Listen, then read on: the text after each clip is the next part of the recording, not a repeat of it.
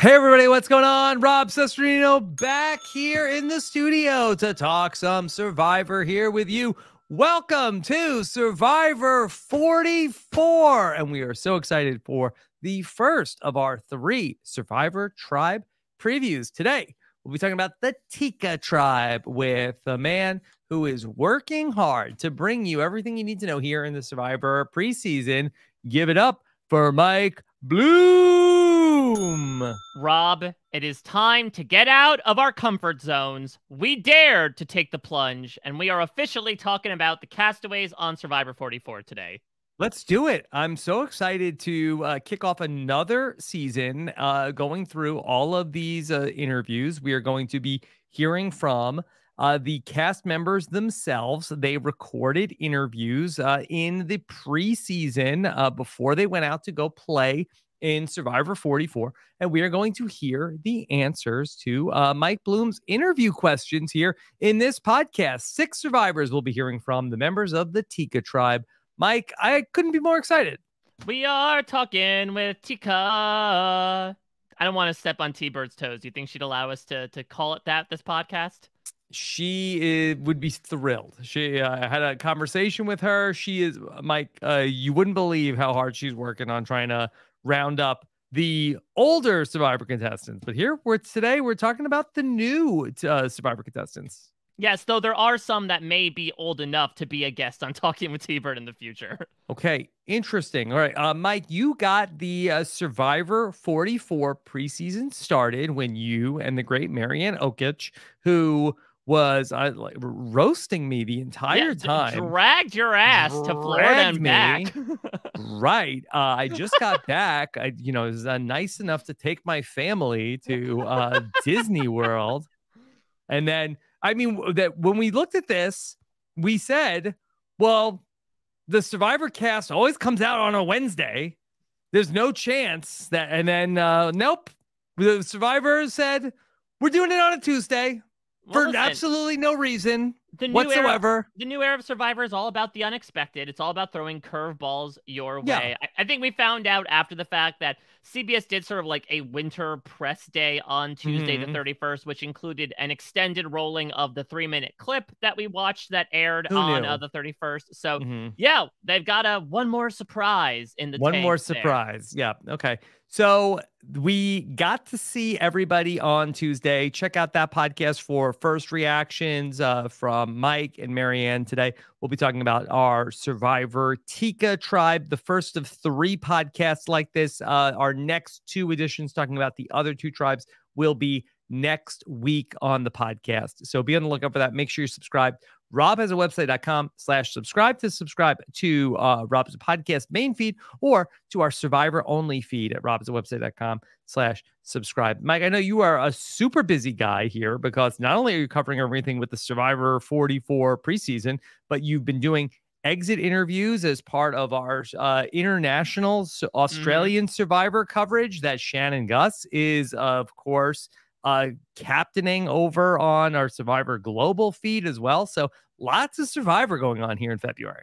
Yeah, you know what? It was a nice break to go into my slumber amidst the mountain of pizza that I live in before I finally awoke from my hibernation and began to explore Survivor once more in 2023. It's been a lot of fun so far. Yeah, I talked about this with Marianne that, at least to my recollection, I think I might be the only Survivor journalist to do exit press with U.S., Australian, and South African Survivor contestants. Marianne did give me, of course, a couple more mountains that I need to summit, but at the moment, I'm feeling in a pretty rarefied air. Yeah, and so we are blessed to have you here to talk about all of this here for Survivor 44. If you've been out of the loop, haven't been following our coverage since the end of Survivor 43, also, we did extensive Survivor 43 postseason coverage, including my Oops All Gabler rewatch of Survivor 43, which I highly suggest you check out. Went back, thought there were some interesting clues that were leading towards Gabler's ultimate win. Sorry for spoilers for season 43. Sorry for you. And then also I had interviews with Jesse, Carla, Owen, and most recently Cassidy, all up on Rob Has a Website.com and in our Survivor podcast feed. But Mike, we have a lot to talk about here today with 6 members of the Tika tribe. Is there anything sort of like big picture you can tell us about this tribe? This tribe, I think, I will say in general, I talked about this with Marianne. It's a really eclectic cast, I feel like. And this will become more apparent to everyone out there the more we get to listen to these interviews, the more you check out my interviews with some of the other contestants over at Perreault.com, of which I started with a different tribe. At the time this is coming out, most of the RHAP tribe should be out there in written form. But it's a really interesting group of people from a bunch of different backgrounds. I do feel like from the Tika tribe perspective, I'm happy we're starting with them, not only because they gave me perhaps some of the most colorful interviews out of the entire bunch, but also because I think them as personalities together is going to be really fun to take a look at. One of the fun things I really like about doing this, Rob, is not only taking a look at these individual interviews, but then thinking about the fact that, okay, in this new era, they're going to essentially spend half the game together, and that might dictate some of their closest allies or their worst enemies of their entire game. It's really fun to also then put the pieces together as to, okay, who do we think is going to be in an alliance with whom? Who do you think is going to be feuding with whom? There's going to be several questions like, how eager will you be to look for advantages, in which the answers will be incredibly discrepant, surprisingly so. And that might tell us, who's going to be hunting for idols early on and how might that affect them in the game. This Tika tribe, I think, is full of some of the bigger personalities. And I'm excited to talk through with you exactly how kumbaya it will be, or holy crap-aya, to quote one of our Survivor 42 castaways. Yeah, so speaking of Survivor 42, it's interesting. So when we do these Survivor, like introductions to the cast members, it's always important to remember how much Survivor they have seen. And so the survivors are always kind of behind where we, the viewers of Survivor, are. So these Survivor 44 players now have seen all of Survivor 41 and Survivor 42. They had not obviously seen Survivor 43. So they're not going to know anything about what happened in Survivor 43. It'll be interesting to see if Survivor 44, Jeff will remind us of, like, we did this last season, but we're going to try it again because these people haven't seen it. Or if that's going to be part of what they do in Survivor 44, if that was only for Survivor 42. Yeah, I mean, Jeff sort of ditched the camera talk, right, starting in 43, so he might just be done with the meta. That is certainly something that I asked him in our interview that has yet to be, published, but I am intrigued to see not only what's a holdover from 43, but yeah, to your point, will this be a repeat of 42 in terms of, okay, we're going to keep the exact same structure and see if people react to the constants in a very variable fashion? I'm not entirely sure. They always like to change things up. Again, we brought up the mud and blood from the opening challenge last time. It seems like they probably did tweak some stuff between 43 and 44, but it will become apparent in listening to these interviews that the way 42 went, and specifically the way it ended, I think has a very large impact on the way that people are looking at this season. And I think that could work both for and against certain types of people that are coming out there to play. Okay. All right, we are going to play the interviews for you, but from the alphabetical order of the first names of the contestants as we go through. And of course, sometimes the contestants say something that is so interesting or funny or offbeat that Mike and I want to jump in and discuss it. And so we have a safe word that we like to throw out here, that we have been doing this since in the new era, since we started doing these cast previews this way. So, Mike, what is our word that we're going to use today? I find it only fitting that we had a contestant on last season that talked about the idea of a safe zone within his own marriage. That I think we start off our own marriage that we're re-engaging in Survivor 44 with perhaps the word pineapple, just to say it's okay, we can be candid now, we're out of the interview and now we're back into podcast mode. Okay, all right, pineapple, there we go. All right, so and a good reminder that if anyone has complaints about these interviews, you know where to send them. So that's what we're going to do. We'll jump in with a pineapple if we end up having something to say, which I'm sure we will. We'll try to restrain ourselves so this isn't a 9-hour podcast for you. Okay. All right, Mike, who is up first? All right. First up, we have Bruce Perreault. Bruce is 45, and at 45, we are starting actually with the oldest cast member of this season. Again, Marianne and I spoke about this. Generally, I think a younger skewing cast than at least we've experienced in the past some odd seasons. Bruce is a realtor and an insurance agent from Warwick, Rhode Island. Okay. All right. And so here is Bruce. Anything else that you want to set up here before we listen to the questions for Bruce? You teased out exactly what this is, but for those of you that are just joining us, just to reestablish what this game... Stu makes the pizza. Exactly. What this game we're going to play is. So I had the pleasure of being able to send in some questions to be asked of these contestants while they were hanging out, you know, anxiously awaiting their days of touching down upon the beaches of Fiji. I was not able to, you know, actually interact with them face to face, obviously, nor over any sort of online link. Instead, someone from production asked the questions to them. So essentially what happened is they recorded their responses. I took my lovely voice and interspliced it over in place of the questions to try to make it sound like as much of a conversation as possible. And that's what the result is. So there may be a smidge of technical glitches here and there. There may be a couple of edits and cuts in there just for the sake of time. But that's essentially what I was trying to do. Spin some straw into gold here. Okay. So without further ado, here is Bruce. Why are you here on Survivor? I'm here on Survivor because this is the ultimate social game. What's your history with watching Survivor? My history with watching Survivor is I've watched every episode, but I started watching week 3 of season 1. Give me one Survivor winner and one non-winner who you identify with the most. Could possibly be the same person, but Jeremy Collins, in regards to the winner side. Reason being is because he definitely, you know, played a value-based game. As far as for a non-winner, probably someone like, as funny as this might sound, someone like Coach. Coach was cool to watch. He was very very animated and a lot of antics, which is good. What's your favorite moment in Survivor history?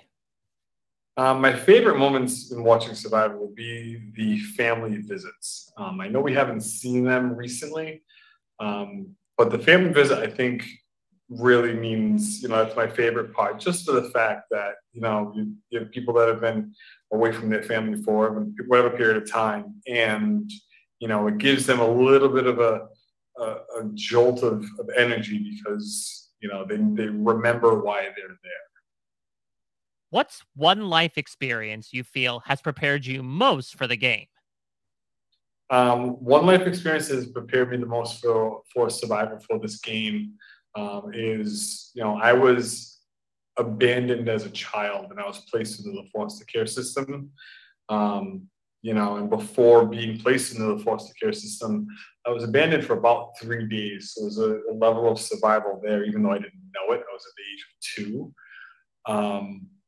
But, you know, growing up in the foster care system, you gain a sense of, you know, being able to survive because you never know how long you're going to be with the person that is there with you. My parents were foster parents for, you know, 20 years, and 100 and some odd kids, 127, I believe, kids went in and out of the house. And of those 127, my parents adopted 8. So, you know, you tend to learn how to kind of grow bonds when you know that they're going to be there, but then you also tend to not grow those bonds when you know it's only a short-term scenario or situation. What excites you the most about the new era? Here, let's touch on that. That's an amazing story. Yeah, it's absolutely wild. Bruce tragically abandoned as a child when he was only about 2 or 3 years old. As someone who currently has a son who is 3 years old, it is something I cannot imagine whatsoever. And Bruce was sort of placed in this foster care system where there was a lot of, you know, moving ground underneath him, sometimes quite literally. Wild that the ultimate foster parents he wound up with, they had gone through 127 kids over however many odd years. That's wild. Mike, I really would love to know, and maybe this is like a off-season project for our fact checker or for somebody else out there. But I would love to know, like, if we have that kind of information, Survivor players who come from like backgrounds of having like bigger families with a lot of siblings versus people who are in smaller families or only child, in terms of like, is that any sort of indicator of success in the game of Survivor? This idea of perhaps even just living with a bunch of different personalities. Yeah, that could be, if that's your day to day, that might be something you're more comfortable with, but also a bit of scrappiness, right? It also depends on where you're placed in the family. If you're the older child, if you're the middle child, if you're the younger child, I'm sure those all have different perspectives as well. Yeah, interesting to find out, especially with a big foster family that Bruce is a part of. Yeah, so I also want to go back to the one non-winner that Bruce found himself vibing with the most. Definitely would not have expected Coach. Coach probably would have been in like the lower fifth of all 600 plus Survivor contestants that I would have guessed Bruce would have mentioned. Coach is hot right now. Tocantins was on Netflix. Yeah, but this is again before that even happened. I think you're already getting a sense from Bruce, right, that he's a pretty down to earth guy, fairly reasonable. He's a family man. He has his own wife and kids, and you'll hear about this as he talks about his own approach to the game. That it is like fairly conservative. Fairly about like, forget about the idols, forget about the advantages. Let me just focus on the social dynamics. So again, him then indicating, yeah, I think I really find myself resonating with Coach is a really out of left field pick in my opinion. Okay, let's get back to Bruce. What excites you the most about the new era of Survivor? What excites me the most about the new era of Survivor would definitely be what, Jeff and the production of Survivor has up their sleeve. I love the idea that there is always going to be something new. So that is exciting, and that's for the moment. What keeps the excitement for me on a regular basis is that it's a social game. It's a game where it's a construct where you're looking at people, and right now, like, we're judging, we're looking at each other, and we're nodding and smiling through our masks, and we're already building an idea of what this person is, maybe what they do for a living or whatever have you.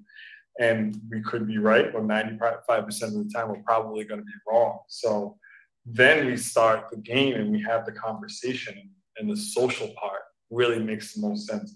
My job is going to be able to figure out who these people are, what makes them tick, their do's and don'ts without them even telling me. Like, that's the exciting part. Challenges are challenges, and all that other stuff. Food rewards are food rewards. Who cares? Like, just talking to people and seeing what makes them tick. That's exciting to me. What do you think people will perceive you as? People probably perceive me as this arrogant dude walking around because my level of confidence about who I am is okay at this point, just for the fact that I'm 45. I've already lived this life of uncertainty in my 20s and trying to figure out who I am in my 30s. Now I know who I am now in my 40s. And, some people might look at me and say, oh, he's a little arrogant, or, he's, maybe someone that I can't talk to. I would say probably a quarter of them will think that. And the others will just look at me and be like, oh, that dude he's going to be fun. Because I just have a carefree sense about me while I'm here. Pineapple. Yeah. A quarter is not good, even. 25%, 0% is ideally what you want to go for in terms of people regarding you as an arrogant person upon first glances. Well, maybe that's the Coach part of it. Maybe he feels like that he has so much self-confidence and people think he's arrogant. And so maybe that's where he gets that he's kind of like Coach. So you think someone's going to give that who is this jackass moment for Bruce? I don't think so. I mean, that Bruce doesn't seem to be acting like a jackass. None of his answers sound arrogant. Yeah, this kind of took me by surprise because, again, like I said, he seems very mild-mannered for the time being. Though very down to earth. He's an insurance agent. Yeah, and it seems shockingly against food rewards even. Talk about super old school. Like, we don't even need rewards. Yeah. We'll just scrounge off the land. This is a bit of a red flag. Well, maybe me. part of the problem with that he doesn't care about food rewards is that his pet peeve is people who run their fork on their teeth while eating. Maybe he feels like if I don't go to a food reward, I don't have to have that happen. This man must have the hearing of a bat. Unless you have, I don't know, the most highfalutin forks that exist out there, I just can't even recall the sound of someone scraping a fork against their teeth. Doesn't sound pleasant. I mean, unless it's like a larger problem in his household where either the forks are the problem or the teeth are the problem. I'm not entirely sure. I don't know. I think this answer for me just brought up this instance, which certainly couldn't happen, but I could see a scenario where day one, Bruce is saying, I'm going to step up. I'm the older person on this tribe. I'm going to be the leader here. And he starts being the one to say, put the bamboo here. Let's start the fire. And it already kind of starts to unnerve people. Yeah, we haven't really heard him talk about anything about the actual like survival elements of the game. He seems to be focused on the people, which I think is like where you want to be. In Survivor 42, we had Roxroy, who was sort of like in this same sort of mold of that he was like the dad in his 40s who was out there. And he was not focused on the people. Like he was focused like solely on the survival element ultimately. And so that I think that he definitely is coming in with like a different mindset than Roxroy. Definitely, yeah, more of a social mindset, I would say. He hasn't really talked about like his involvement in the natural elements, though I don't think Roxroy himself even came in our preseason press, talking about like, oh, I just can't wait to build fires and chop down trees and go to an island all by myself and smash an hourglass. So who knows? I'm just that comment really stuck out to me about Bruce, and I could see there's a non-zero chance for me where like he does come out and possibly throw his weight around a bit as to, okay, I've been around for a while now. I mean, hell, he's twice and change the age of our youngest person on this tribe and on this season. Okay. All right. Let's go back to Bruce. What type of player are you looking for in an alliance? As far as for a player that I'm looking for is for an alliance, I'm looking for someone that will talk, but not talk too much. Reason being is if you go back and you look at Survivor and where people have made mistakes, from what we see in the edited version is we see people that have conversations that turn around and they have other conversations with other people about the conversation that you had, which is a good thing and a bad thing. You can manipulate that any way you want, but to have someone that's in a great alliance with you is someone that's going to bring the information back to you, but not spill the information that you give to them. And then be able to work together, vice versa, to see an end goal. The end goal could be you make it to the merge, and then we part ways. Or the end goal could be make it to Final Four, and then all bets are off. Now it's one for the other. Shake hands like a Wendell and Dom and call it a day. But just like I said, the perfect alliance partner would be someone that just doesn't blab too much. How eager will that counts? Leaves us out. Yeah, no. So I'm sorry, Bruce. We're not going to be your perfect partners here. Sorry. Okay. All right, back to Bruce. How eager will you be to look for advantages in the game? I will not be too eager to look for advantages in the game. They will happen upon me if it's meant to be. I've seen in the years of watching a lot of people get caught up in trying to find the advantage, and they know that they're being voted off, and the biggest thing they want to do is go out and try and find an advantage. Why do that? Go talk to people, have a conversation, figure out what's going on, put your thumb on it, and then maybe adjust it as necessary whenever you can, because you could have to outplay, outwit, and outlast. But outwit comes in at that point in time. So being able to tell these people certain things that maybe might change their mindset or have them question what's going on in their own head or their own alliances maybe can help me out. So searching for, advantages. I know that they're there. I will be looking, but I will not be searching. Those are two different things. Pineapple. Okay. Mike, I wonder if we have reached the point where, that we've had the beware advantage in season 1 and season 42. Has enough bad stuff happened because of the beware advantages that sort of like now Survivor players are a little bit less likely to go for any advantage at any cost? I guess the question is, hasn't enough bad stuff happened? Because anyone who has found an idol so far has kind of always made the merge. But after that, I do agree. I mean, you look at something like what Bruce just saw on Survivor 42 is what happened with Drea, for instance, right? Where she had a wealth of advantages going into the final 7, and everyone knew about it. And as a result, they all decided, okay, she was the biggest threat, that she had to go. I don't know. Bruce has a real like Akuna Matata, que sera approach to advantages of, I'll be looking, but I won't be searching. If one falls out of a tree, I'll grab it. If it happens, it happens. Yeah, like a very coincidental statement about, yeah, you know, if it's meant to be, it'll be. I just think that's so interesting to sort of take that element out of your hands, considering how many people, including on this own cast, will be like, no, I need to find any scrap that I can get. I think he brings up some valid points about how most shouldn't be relied upon as like the be all end all, that at the end of the day, it can get you one more round, but people still need to vote with you. But I just think it's a really interesting approach, but he will be far from the last person that will echo those sentiments. Okay, let's go back to Bruce. What's the one thing you told yourself you wouldn't do in this game? I didn't tell myself anything, because the reason being is because I'm not the kind of person that would ever do anything ruthless against another human being, or to get another human being to be spiteful of me. So as far as for the game, the things that I will not do, I can't really answer that question because I can't think like that. I will have the conversation. I will lie to people if need be. I will bend the truth if need be, and I will tell the truth.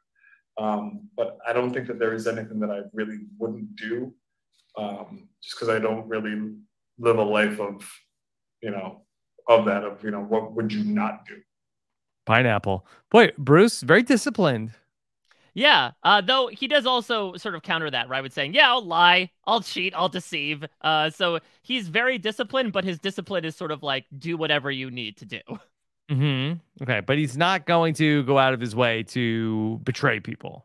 No, and I wouldn't expect that from Bruce. Even again, someone like Coach was not explicitly, one of the reasons why he lost South Pacific is perhaps he felt like he wasn't doing that when people thought that he was. So at least his intentions would not be in that way.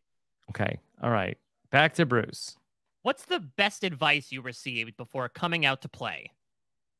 The best advice that I received before coming out here was from my daughter and my son. They play sports on a competitive level, which is great. And whenever they go out, before they get, to their game, or they get on the bus to go to their game, and we have a conversation on the phone or whatever have you, myself and my wife included, we tell them just to have fun. And my kids said that to me, and like, have fun, Dad. And, my wife said it as well, have fun. So that is the best advice that I received, was just go out, have fun. No matter what happens, just have a good time. And when I make it to the Final Four and I end up being crowned the Survivor 44 season champion, I can just basically say I had fun. Pineapple.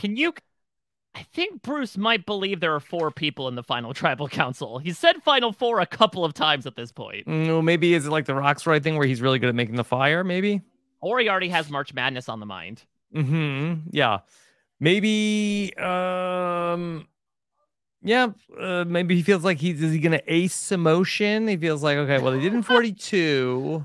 Once I see those letters that I need to stack, it's over. I've got it. I'm the Survivor 44 champion. So or maybe it's because it's season 44 that he just has 4 on the brain. that could be. He's predicting that the ultimate twist in Survivor 44 will be that it ends in a Final Four. Maybe. Did they go to the final 3 for season 13? So the numbers don't lie. There. And I will set up as we get into these last two questions. These are admittedly fluff questions, but they're very fun. I'm very happy that we were able to get essentially everyone answering them in all of these. Don't sell yourself short, Mike. I'm sure they're great questions. I think they're fun for Rob's fact checker and others to keep track of. I think they're fun flavor text, sort of non-game related questions here. Up with your own weird phrase that could be said at a challenge to unlock an idol. A rhinoceros is an animal that is very delicate to birds, runs around and prances through the forest. Can we fact check that? Or is a rhinoceros very susceptible to burns? I haven't texted Omer yet just because I didn't want to spoil him on any of these interviews, but I'm expecting a response soon as to whether... a rhino has a very thick skin, famously. I thought initially it was going to say delicate to birds. Oh, no. Because we know that birds do oftentimes like to, utilize larger wildlife within the savannah. Yeah. Okay. And then? But that is a pretty ridiculous phrase. What celebrity or fictional character would you want to come out for a loved one's visit? Martin Luther King. That would be something that would be great for him to be able to see, because Survivor has done such an awesome job over the last, couple plus years in adding diversity and inclusion all the way across the board. To know that he had a part in spearheading some of those things from 30, 40, 50 plus years ago, that are just getting better. That would be probably a great visit. I mean, that would be historic.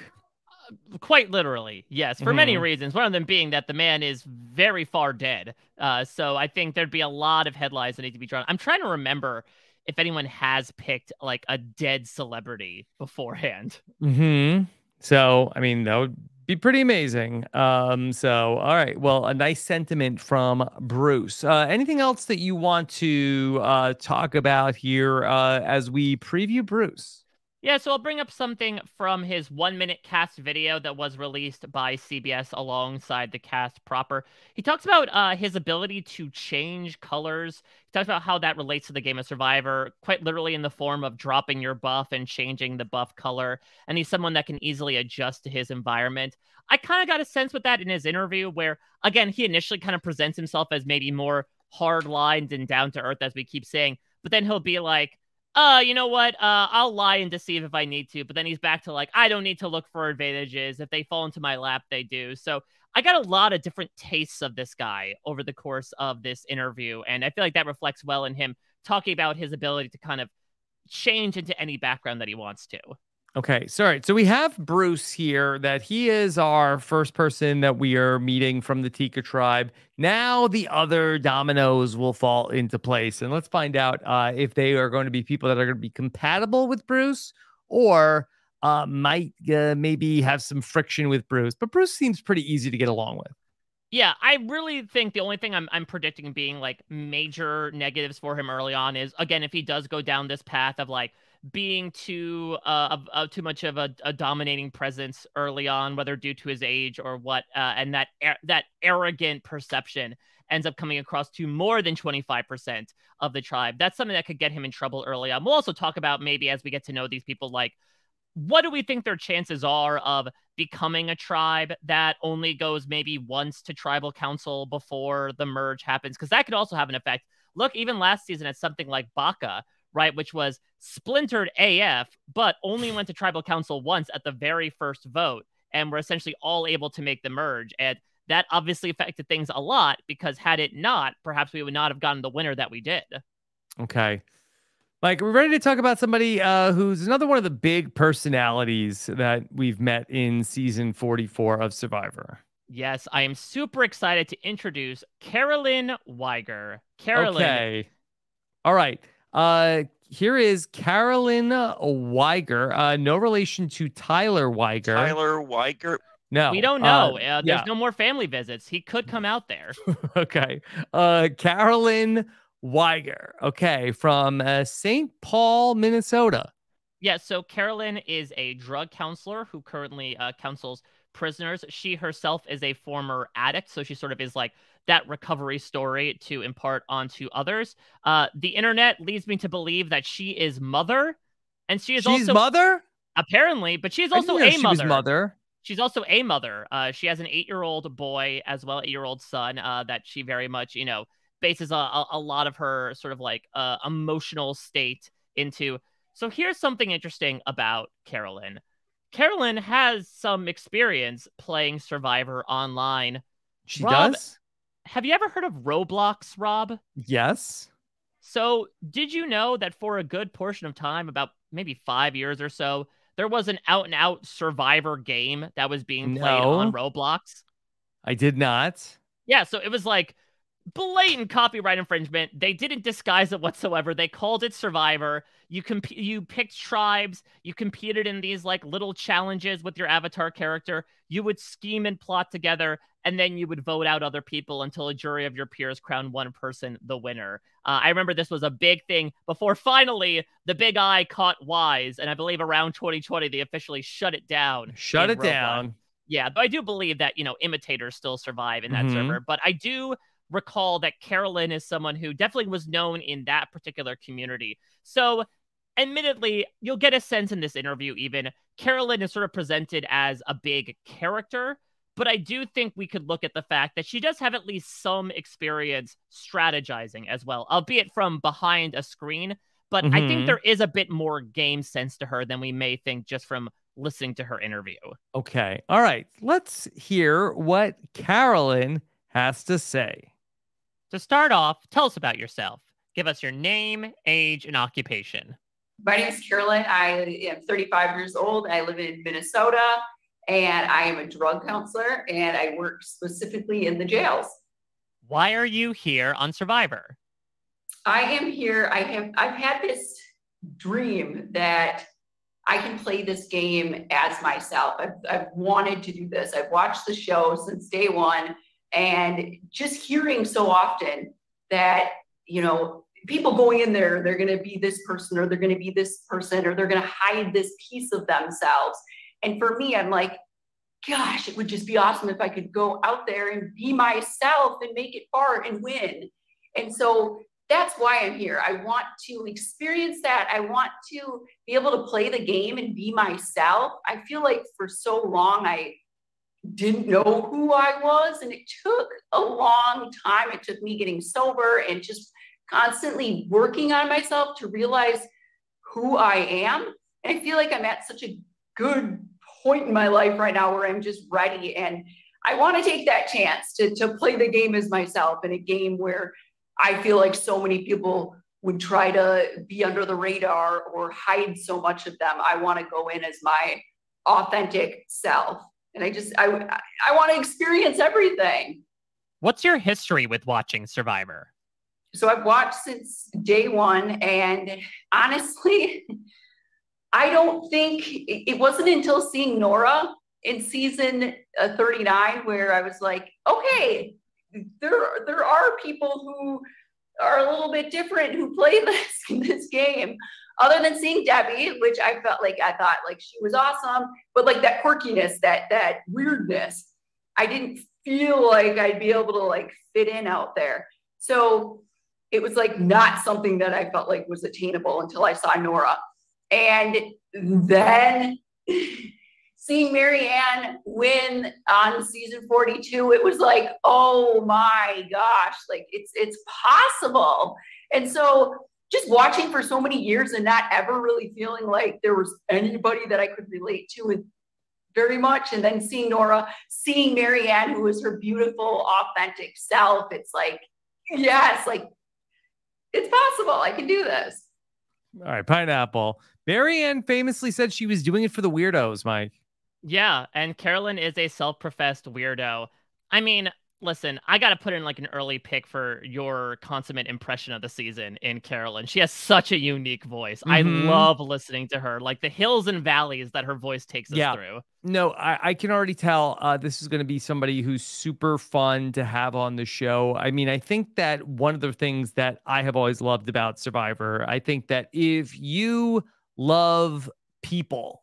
I think that is a great reason why. There's many reasons why you can be drawn to these shows, but that's one of the things that I especially love about these types of shows is meeting all sorts of interesting, quirky people vicariously.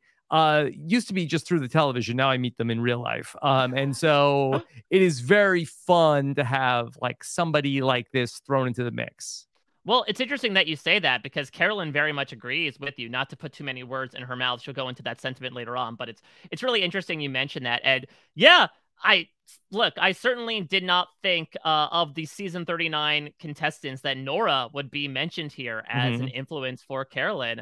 But I kind of see it, right? Like this offbeat personality who thinks differently and did do fairly well. Nora did make it to a final tribal council. She made it to day 39.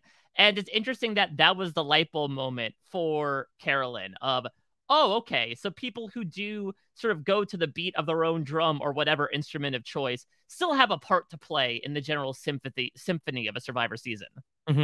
Okay, let's go back to Carolyn. Give me one Survivor winner and one non-winner who you identify with the most. Okay, I have a few, if that's okay. Well, I'm just gonna, So non-winner, I'm gonna go with Nora. Because, oh my gosh, she had so much fun and she just went out there and she didn't even think twice. It was like, okay, I go to that island. Yup, I'm doing this. She just didn't sit around and she was, even though she was a little bit sporadic, she was spontaneous and she was free spirited and she had fun the entire time. And that's what I want to do.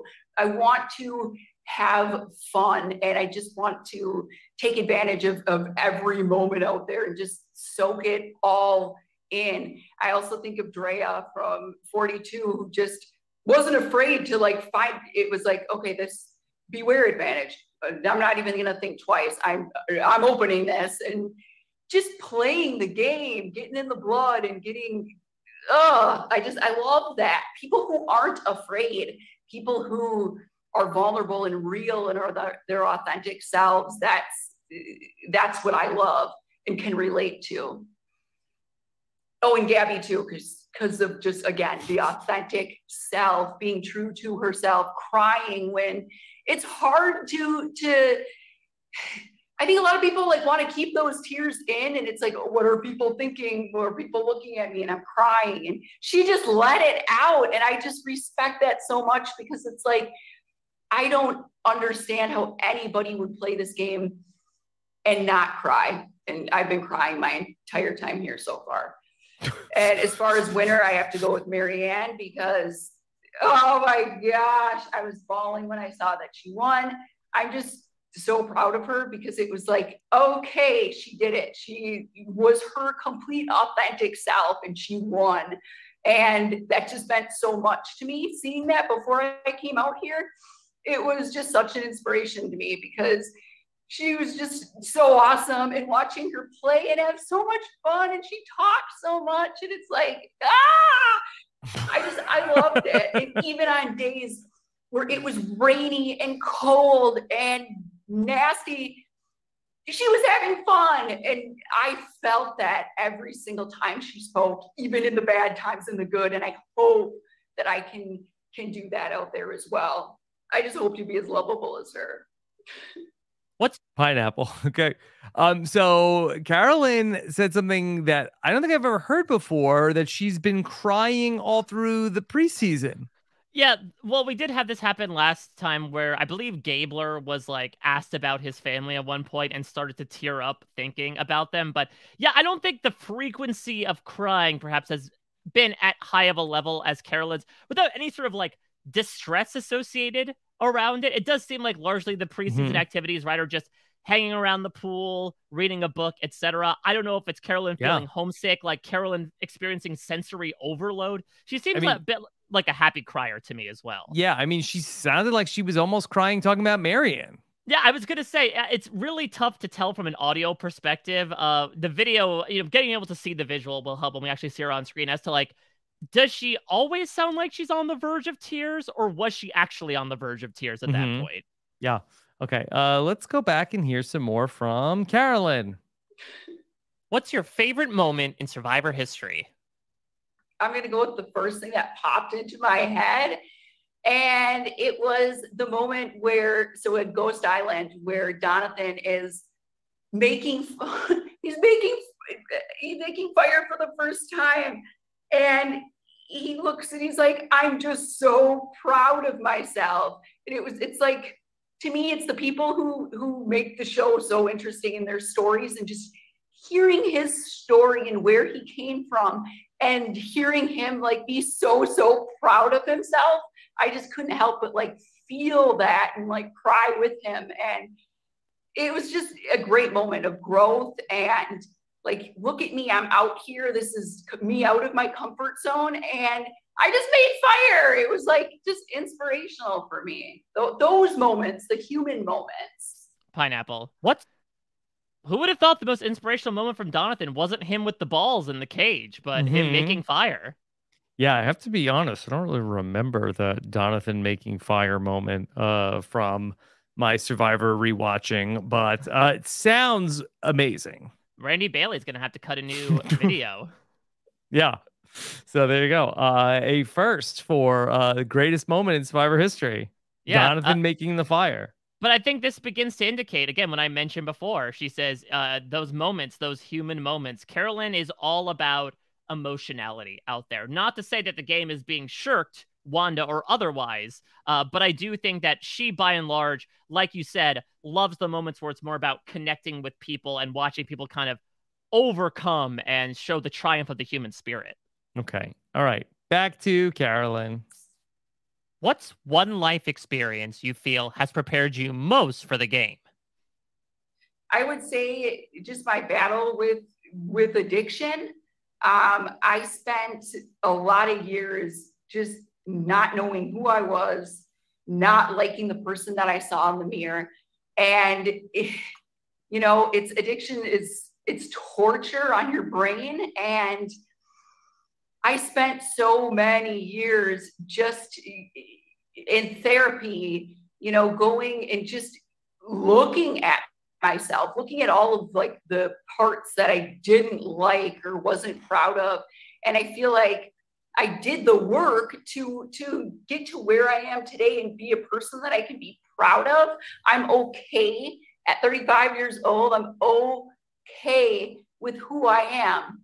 And I know that like going into this game, a game where everybody or where a lot of people are trying to be different things and they're trying to hide parts of them. I really am going to go into this with like my authentic self. And I feel like there isn't anything that anyone's going to say like to me that's like any worse than anything I've either been through or I've already said to myself. So I feel like I'm prepared. I've done like the mental work because I know who I am. I know my flaws. And I'm okay with them. I'm okay with them.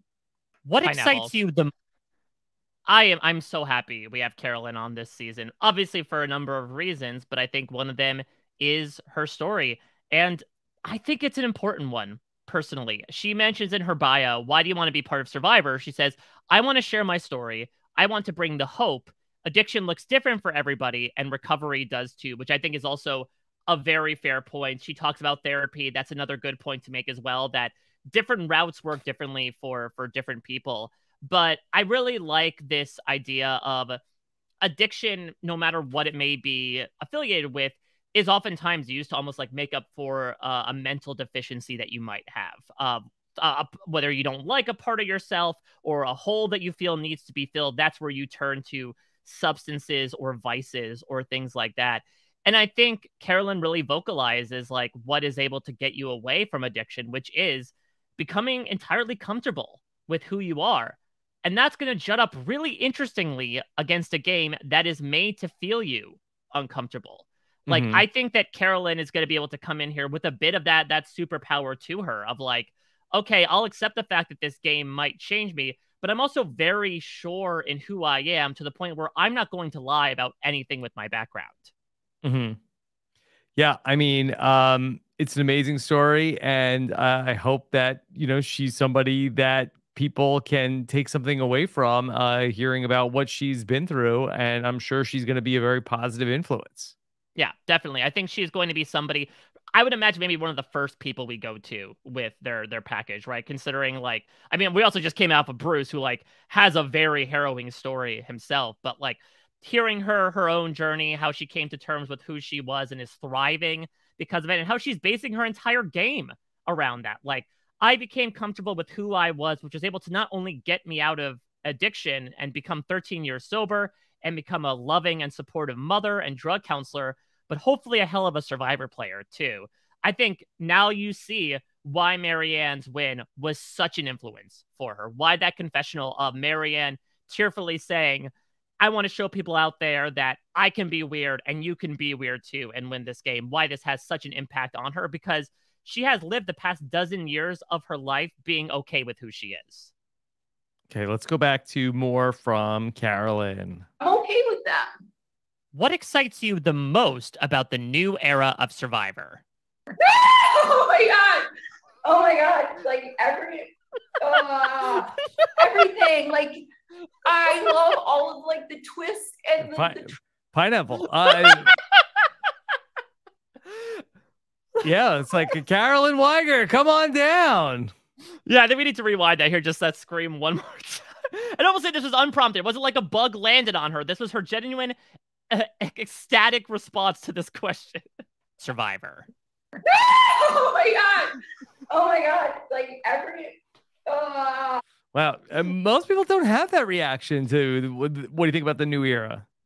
So that being said, I'm going to put in a call right here, right now. She will have by far the best reactions to any announcement of food rewards. Bruce will be the exact opposite. Bruce will be like, let's move forward. I don't care about that. I don't care about Applebee's. Yeah. Carolyn will be melting into the ground. She will become an amorphous blob of a puddle by the time all the fixins is said. She will freak out that much about food. If just the idea of the new era is enough to send her to the clouds. She loves Survivor. Yep. Everything. Like, I love all of like the twists and the tricks and I really, really hope like there's blood and I want to rub it all over and like just experience every moment. I love the new era because I feel like it's more of a focus on people's story. It's like, it's why I watch, and it's the human moments. It's the stories of the players.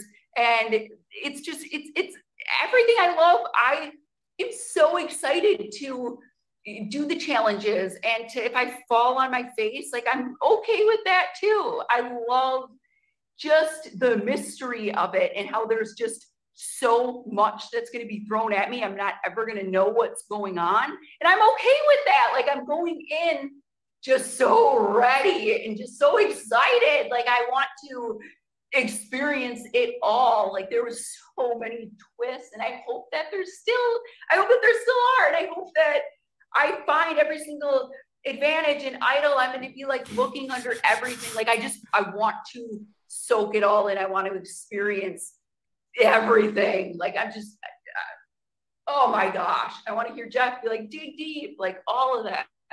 I don't even remember what the question was. Yeah. What do you think people will perceive you as? Okay. Yeah. Woo. Yeah, I'm prepared for this. I don't think that like I'm going to be like a ton of people's winner picks. I think that people are going to perceive me as a little bit goofy, spontaneous, free-spirited, somebody who is, hopefully they can see that I'm having fun, but I'm aware that I'm so aware of my flaws. You know what I'm saying? Like, I am aware that I'm loud. I'm aware that I'm goofy, and I'm aware that I'm weird. And I'm aware that a lot of like the attributes I possess aren't typically would be one of those that would like win Survivor. So I'm like coming into this after seeing Marianne, and I'm like, there's hope. But like, I know, like people are going to perceive me as like that loud person that's out first or something. And it's not happening. Like, it's not, but I'm aware, like, she's loud. And I don't, one of the things my son said to me before I came out was, don't be too silly, Mom. And it's like, it's okay to be silly. Like I want to be me. I don't want to contain it. Pineapple. Mike, I think this is something that's very important, and I've been talking about this a little bit in regards to I think that all of the Survivor and Big Brother winners of late, that I do think that there is one common denominator, and I think that has been self-awareness. I think that while that there have been very interesting and unique winners that we have seen across the last couple of years of Survivor and Big Brother, and while some of them have been unconventional winners, I think that the one trait that all of them share is that they were very self-aware of how others perceive them. And especially in the final tribal councils or final vote, that they were all able to give to the jury, like, no, I understand. This is how you saw me, and this is what I was trying to do. And I know this about myself. And they didn't have a different perception of themselves than other people had of them. And that isn't to say that they're not able to talk up aspects of their game, right? Because we've seen with both Marianne and Gabler that ability to say, you thought I was this thing, but look at this other stuff I was able to do as well. And it wasn't straying too far outside of the lines of that coloring book. It didn't feel like too much of a leap of logic to people be like, you weren't behind that. Why did you make that claim? I think it's a really tricky balance to find, but I agree. Having that idea of self-awareness is so, so important. And so it's interesting because it weighs out against the fact that, yeah, Carolyn, unfortunately, kind of does have the personality of somebody that might be regarded in Survivor seasons as an early boot. But I do think she is one of those people where if she gets some traction under her and she gets past like that first week where people start becoming more ingratiated to her personality, and lovingly so, then I think she is able to actually make a very good inroad in the game. And who knows, could possibly have an argument to make. She said not a lot of people are going to be it's not going to be their winner pick. They may be wrong in not choosing her. Yeah. And just to compare Carolyn's two heroes that she's mentioned, Marianne and Nora, very different people in terms of how others perceive them versus they are perceived by themselves, where Marianne, I think, had a very astute understanding of how she was perceived by the other players, where Nora was somebody who was also a quirky character, but did not have a great perception of how the other players, or a great understanding of how she was being perceived by the other players. And so that is a big thing for a Survivor player to be able to have. Yeah, I think it's a matter of going into even that final tribal council. Like, yes, Mike was winning supposedly, but like Marianne still, I think, had a likable personality from a lot of the jury. Nora at that point, I think, had certainly, grinded up against, I think, a few people on the jury that they maybe would have been swayed to vote for Nora had she been able to vocalize her game a bit more. But I think she had gotten to a bit too many personality conflicts. Carolyn, to me, just seems so freaking giddy. She is giggling during so many of these responses in the middle. I really can't imagine her getting into like major conflict with anybody. I feel like if she does, it's largely going to be one-sided where someone's going to say, I can't deal with this for 26 days. More so than her and someone else getting into a screaming match in the middle of the jungle. Okay, let's go back to Carolyn. I know. What type of player are you looking for in an alliance? Oh my gosh, I don't want to get my heart broken, but I want. So I believe that this game is so human, and above like the game is like the humanness and the connections. And so what I'm looking for is, I immediately thought of Shan and Liana from season 41, and just that beautiful moment that they shared together, just connecting on a human level. And like, that's what I want. And that's what I need in this game, is like that connection on a human level. Then like, okay, I can play the game with you as well, but I want that human connection as well. And I want someone I can trust, like, duh. Oh my gosh. I'm terrified that, just, well, whatever. I know that stuff's going to happen. Okay. Sorry. Breathe.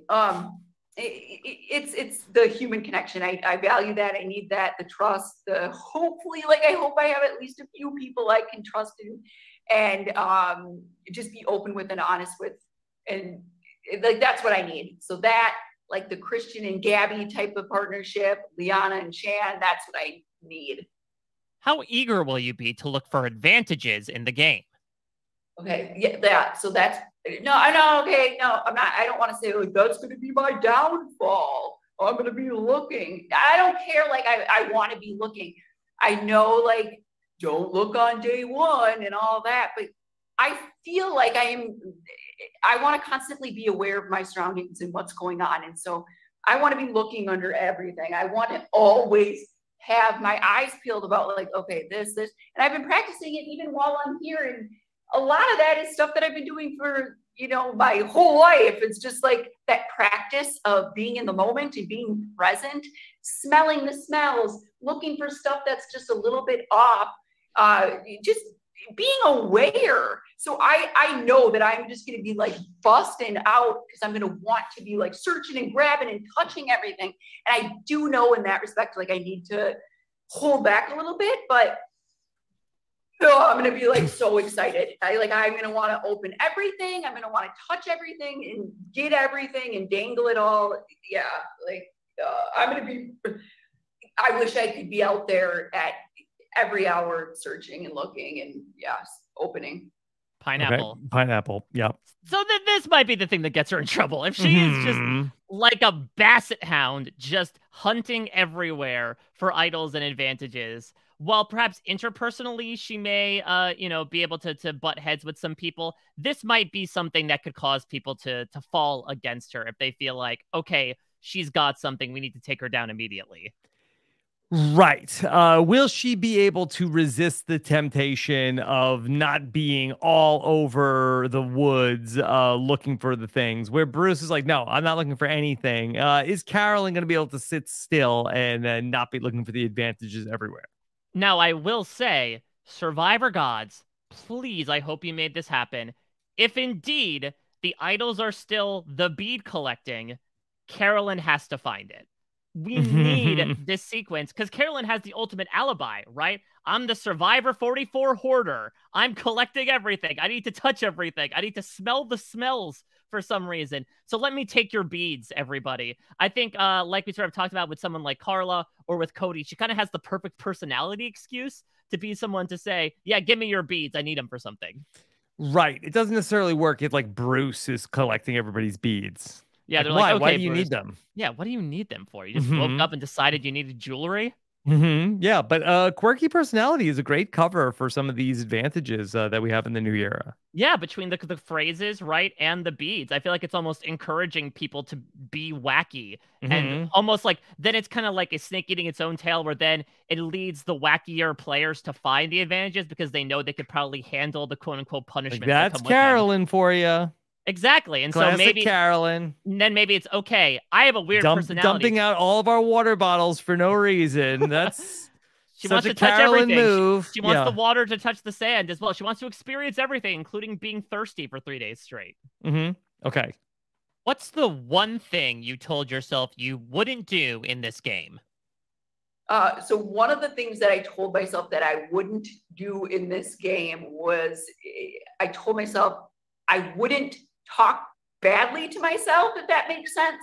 If I know that I'm most likely going to mess something up. I watch people in the challenges who do have those, like, make mistakes and are so hard on themselves, and I cry and I'm like, I don't want to tell myself, like, oh my gosh, Carolyn, you're so stupid. How did you mess that up? So I told myself, like, go out there and be proud of yourself no matter what happens. Don't talk bad to yourself. Because I teach my son that, like the positive self-talk. And it's just so important what we tell ourselves. And I don't want to be on TV as a role model for my son saying, like, I screwed that up or I messed that up. Like, I want to be proud of myself no matter what. Does that make sense? Like, I want to be proud of myself. I don't want to talk bad about myself. What's the best advice you received before coming out to play? That probably came from my son, and he said, oh, I'm gonna cry. Well, first he said, Mom, you better win immunity or you're not coming home. And he was kidding.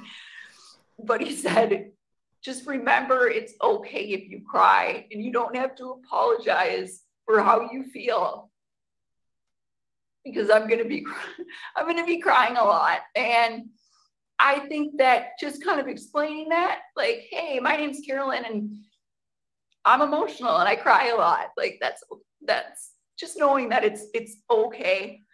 And there were a lot of people who said, you know, you have to contain yourself. You have to just not be so loud. And I just keep countering that with like, but I want to be me and it's okay. So it's a balance. Can you come up with your own weird phrase that could be said at a challenge to unlock an idol? My gosh. Oh my gosh. Shit. How much time do I have? Okay. Pumpkins are peaches and jelly beans are squishy. Pumpkins are peaches and jelly beans are squishy. Boy, I just drove through Georgia. Pumpkins are peaches. I mean, I guess, are they like fall peaches? You can just bite right into them. I don't see a lot of like peach-related products in the spring the way you see pumpkin-related products in the fall. Mm-hmm. That's true. Unless they were saying like, you know, peaches can be euphemisms for something else in the emoji game. Okay, let's get back to Carolyn. Would you want to come out for a loved one's visit? Oh, okay, done. I don't follow a lot of like celebrities other than Jeff Probst, and I feel like I'm out here with him already, and I'm so grateful. So it's like it's done. I'm doing it, and that's real. Is that okay? I do not follow celebrity. Like I'm not like you know, Kim Kardashian or something. Like, no. So the only celebrity she follows is Jeff Probst. Can we verify this on Instagram? Oh yeah, let's see. I'll see if Carolyn follows any other blue check marks on Instagram. And I also just love starting any question answer with whoa. I don't know if you can track the time, but I'd love to hear also that noise one more time. Mm-hmm. Yeah. Okay, I'll give it to you. I think I have it right here. But the only celebrity you follow is Jeff Probst. Okay, here we go. Or fictional character, would you want to come out for a loved one's visit? Oh, okay, done. It sounds like she's wiping out on a skateboard. Yeah, okay. Yeah, I don't know. I'm looking here, and maybe it's just my own algorithm. Like, all I'm seeing are Survivor players that she's following. So maybe that's true. All right. Carolyn is going to be great fun to watch. We're so happy she's here. And so that should be just making for great television. She is going to be such a delight. She is going to be the go-to person at Tribal Council, because you can tell she is completely unfiltered when it comes to her responses, to the point where she even forgot one of the questions that she was answering because she had been going on for so long. I think Jeff is going to be like in awe of her from the very first time that they go to Tribal Council. Let me bring up a couple of fun things from her bio. So what is something we would never know from looking at you? I eat so much candy, it's ridiculous. I've had 3 crowns because I keep cracking my teeth from jawbreakers and atomic fireballs. I've fallen asleep eating chocolate too many times to count. Oh my God. That I'm legitimately concerned for her health, not just from her like sugar levels. Choking to death. Yeah. Yeah. It's like, don't fall asleep eating chocolate, people. Yeah. Atomic fireballs. That's not my thing. I don't want to yuck anybody's yum, but I'm out. Yeah. I just can't imagine. I mean, her dental bills. Maybe that's why she needs the $1 million. She has a lot of dental debt from all of her candy habits. Yeah. I've never heard of anybody falling asleep eating chocolate either. Yeah, I would usually imagine, unless you are heavily sedated, that you have at least the composure to put down the chocolate bar, get the Entenmann's away before you're able to sleep into dreamland. Usually, I mean, eating chocolate's pretty exciting. Drop the chocolate. Yeah. Keep the health.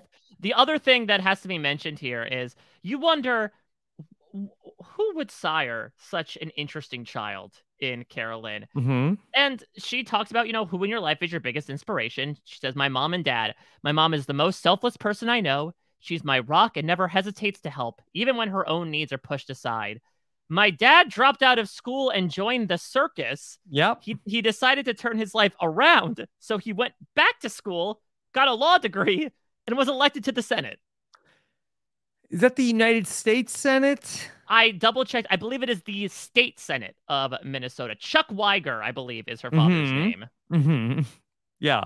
But still, like, what a Forrest Gump-esque story. Almost the reverse Forrest Gump of, like, started as a noble individual, became the clown, then bounced back to become, like, this reputable political figure. Right. And you have to imagine that his debate opponents might have thrown that around of, like, ladies and gentlemen, that Chuck Wiger is a clown. And then Chuck Wiger responds by being like, well, if you think politics is a circus, don't you want the clown running the whole thing? So, all right. There you go. There's Carolyn, okay? There's Carolyn. Very excited to see more from Carolyn when we get to the premiere of Survivor 44. Yeah. So when it comes to Carolyn, I will say at the outset, there are some trepidations, right? Like, as we mentioned, there could very easily be an opportunity, especially if they go to tribal council early and you're looking for an excuse to vote somebody out. If somebody is showing their full self to you by, talking consistently, crying, laughing, etc., making a raucous noise in the jungle, and looking for things at the same time, it could be a reason to vote her out. I do think, we'll talk about this as we get to the tribe, my prediction is that there is going to be one person that is going to grab Carolyn and say, you're coming with me. We're going to the end together. And I think that will be a saving grace for Carolyn, where if there's an opportunity in the pre-merge where she originally would be in trouble, I do think this particular person, her ride or die, will choose ride over die here. And I think once she's able to find that person, as she says, like, she's very invested in that human experience. I think once she finds that person that she connects with, she will be indebted to them for the rest of the 26-day game. Mike, let's talk about our next person here in the Tika tribe, and the hits keep on coming because I think we have another character to talk about. Here's Carson. Yes, all things just keep getting better because we're talking about Carson Garrett. Carson, who actually might have not been born, maybe actually was just born when Queer Eye for the Straight Guy originally premiered, perhaps was named after Carson Kressley, is a 20-year-old NASA engineering student, currently attends Georgia Tech from Atlanta. Okay. How old is Carson? 20. He's 20. Okay. By far, youngest member of the cast here. All right. Okay. So what else can you tell us about Carson? So Carson, despite being younger was he named after Garrett Adelstein, maybe? Oh, that could be the case. Like, all right, your first name is after a beloved gay icon. The second name after someone that throws a hissy fit after they thought someone cheated them with a bad hand in poker. That shall be your legacy. And also, you'll build rockets for a living. Yeah. Okay. All right. So, this is a great Survivor lineage of being involved with being involved with NASA.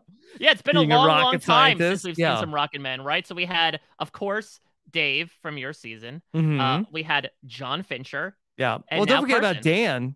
Oh, yeah, I forgot about, Dan Fuego. Look up 10,000 Miles right now. That's where he was once upon a time. Yeah. Okay. So, Mike, what else do we need to know about Carson?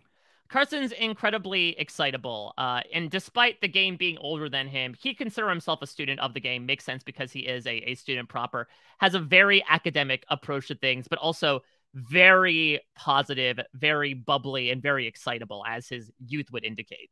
Okay, let's listen in to a little bit of what Carson has to say. Why are you here on Survivor?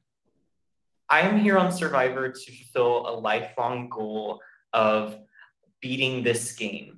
I'm here to be the sole Survivor winner. I really value the title. I have just been obsessed with this game ever since I started watching. This game means so much to me because it involves so many different elements of the real world and also applies it in some sort of game,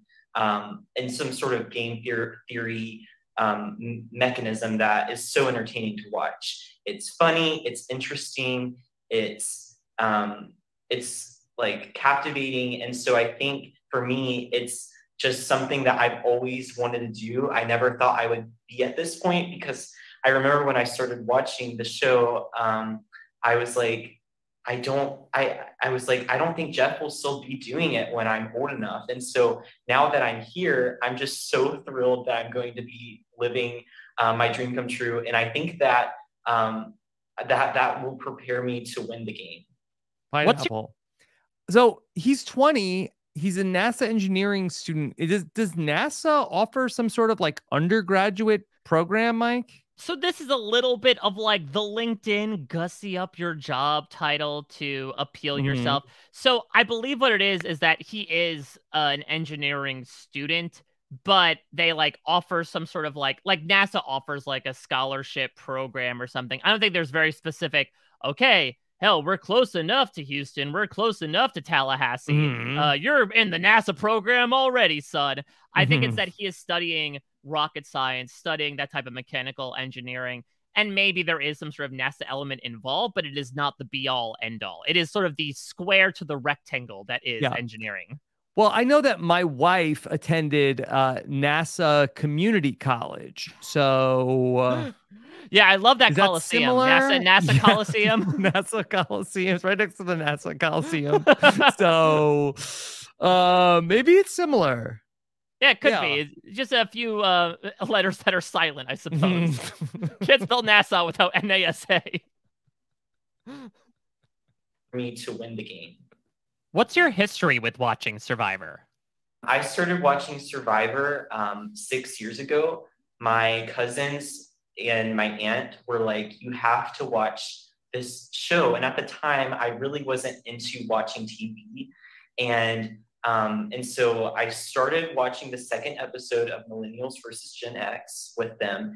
And almost instantly when they were in Fiji and just, it was like a real life game with real people, I was just hooked. I mean, I couldn't stop watching. I loved the end of the season. And over time, I've kind of gradually become more and more of a super fan, to the point that now I feel like I'm an uber duper super fan, like the highest point you can get in terms of Survivor fandom.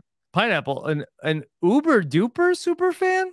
Yeah, I think you have to pay extra for that, right? Do you have to carpool in the Uber Super Duper fan? For the Uber Duper Super Fan? Yeah, it's 5 o'clock. There's a lot of traffic around, or you could go to Uber Super Duper Eats and just get the food delivered to you. Because that's amazing. Because back in the aforementioned Millennials versus Gen X, Adam Klein told us that for a Survivor Super Duper fan like me.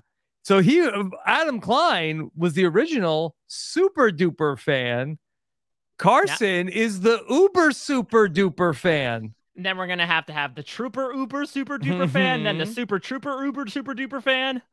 Yeah. Okay. And actually, he can get an Uber spoon.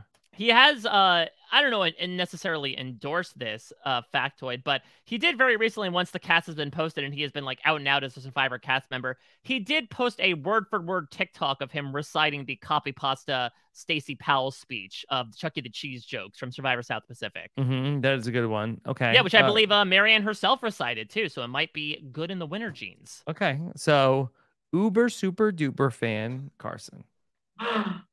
Give me one Survivor winner and one non-winner who you identify with the most. Yeah, I think the winner that I identify with most would have to be Cochran. He is someone that was naturally out of his element, but he was able to use his quirkiness and his nerdiness as some sort of weapon. And people didn't really recognize that he was such a threat because he kind of downplayed his strategy and focused more on just kind of maneuvering the game, being kind of the behind the scenes. And I really respected the way that he was able to get to the end, present his case so well to the jury, and ultimately secure the $1 million. The player I probably identify most that didn't win the game, I have several, but I would say most recently it would probably be Omer from season 42.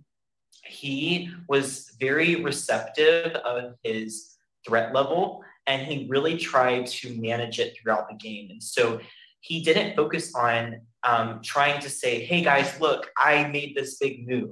No, he sat through the game and made sure that he was still involved with every single vote and almost kind of moving the puzzle pieces as he saw fit. But he didn't need the ego boost to say, hey, that was me running the game. In fact, he did the opposite. He said he was very comfortable being the person that everyone thought was not running the show. And I think that's how I want to play the game. It's really building social bonds with people and behind the scenes, really working people strategically to best position myself to win the game. Pineapple. I really do think that is a key way of playing in the new era. It seems like that people have been able to sort of like hide for a while in seasons 41, 42, and 43, like a Ricard, like an Omer, like a Jesse. And then ultimately they end up just at the very end, people are like, you're too good. You got to go.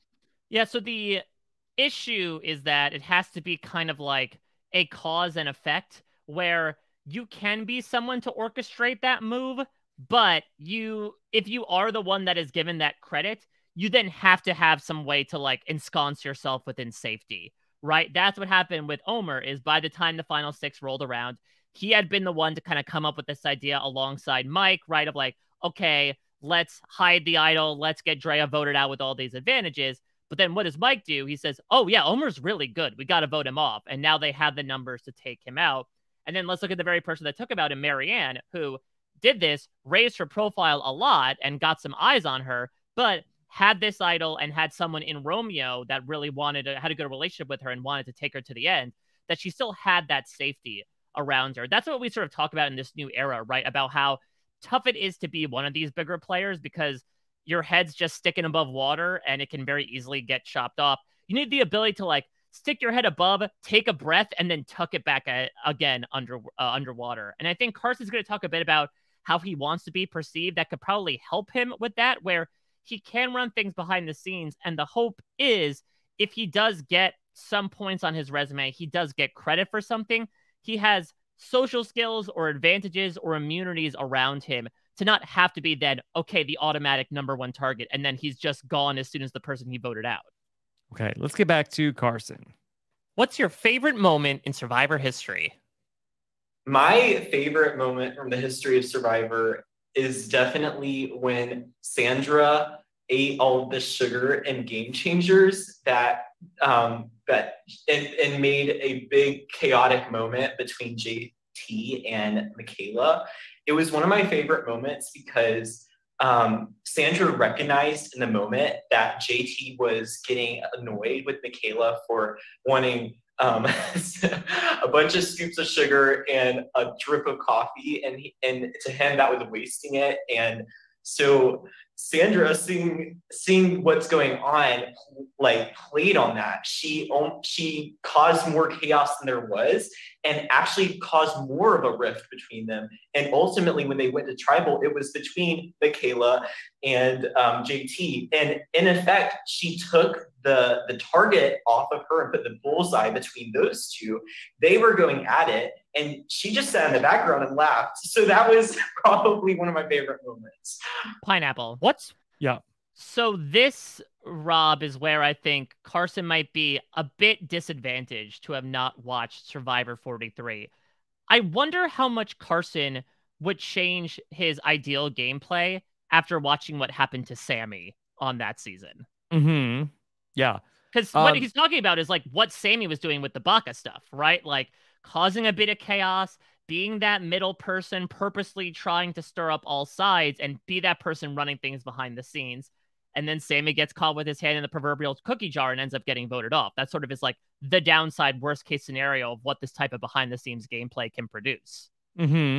Also, do you think that maybe Carolyn was trying to recreate that moment when she was eating all of the atomic fireballs and the chocolate?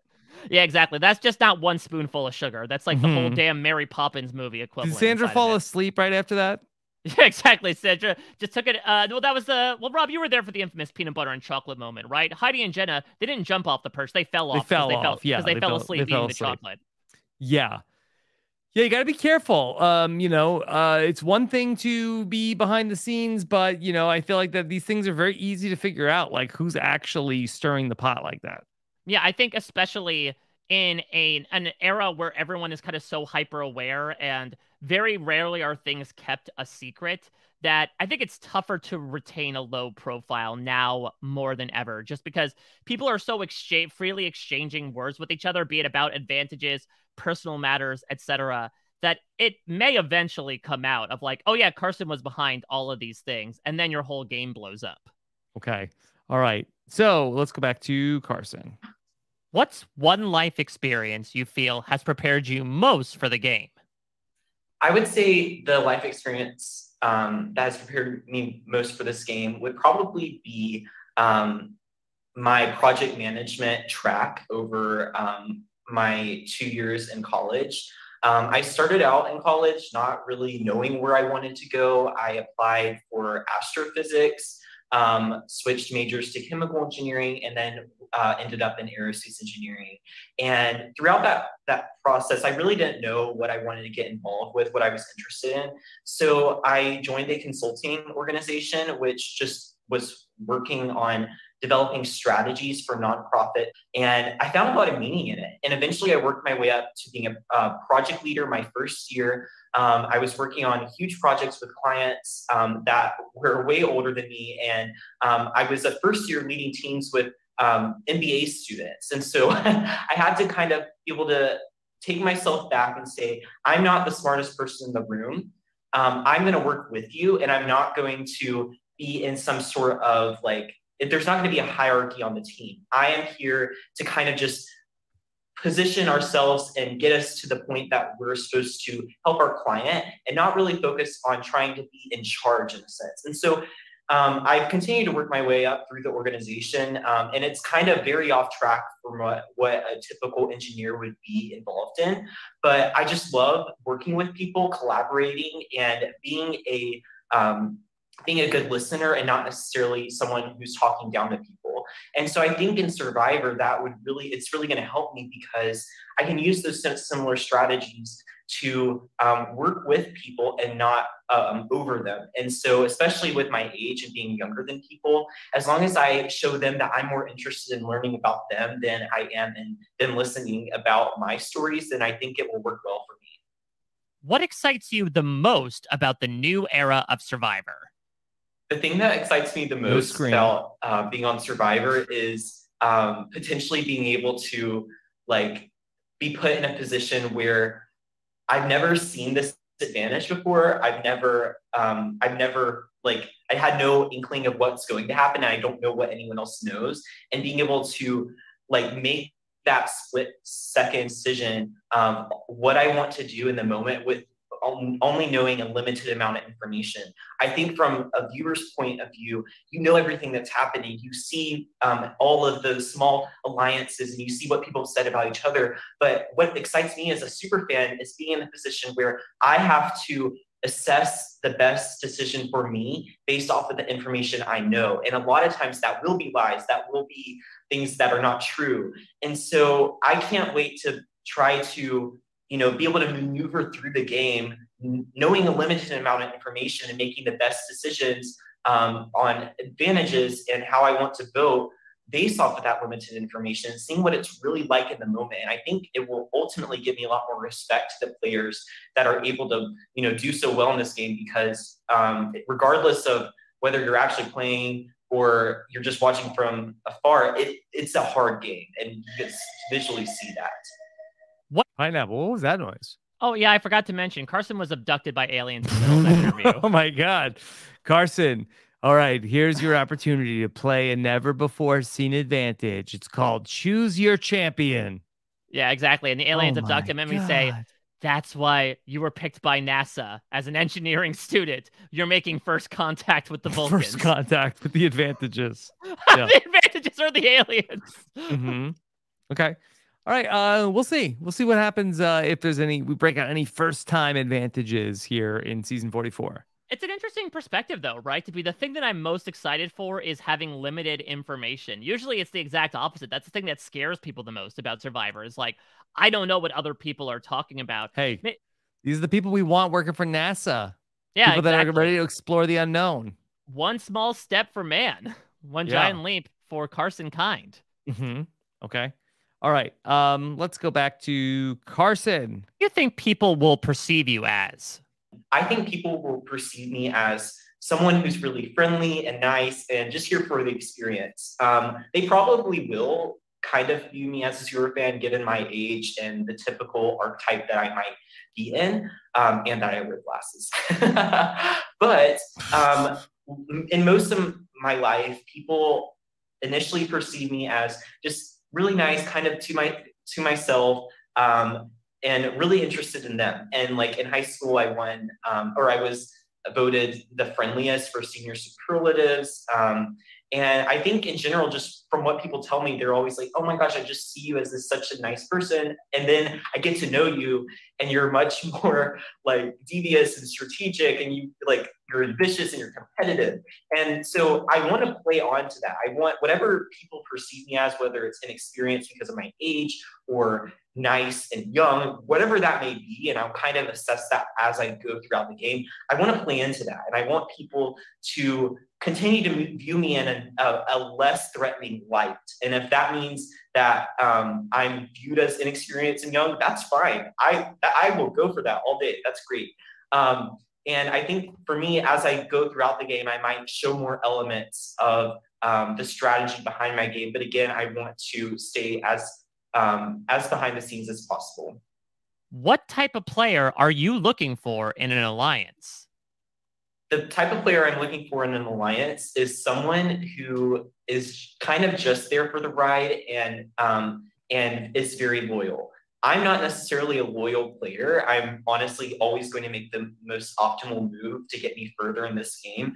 But people that don't play like that and are playing more of an emotional, like less strategic game, those are great people to work with. Why? Because they're very predictable. If you present something to them as, hey, you told me this, you've got to be loyal to me, whatever it may be, and you play up to the loyalty or whatever they perceive as important, as long as it's kind of short-sighted, I think that those are people that I can predict what they're going to do, so I can better assess how I need to tell them something about myself or what I'm planning to vote, and almost in a sense, manipulate them so that they can be almost one of my numbers, like chess pieces that I can move around however I need.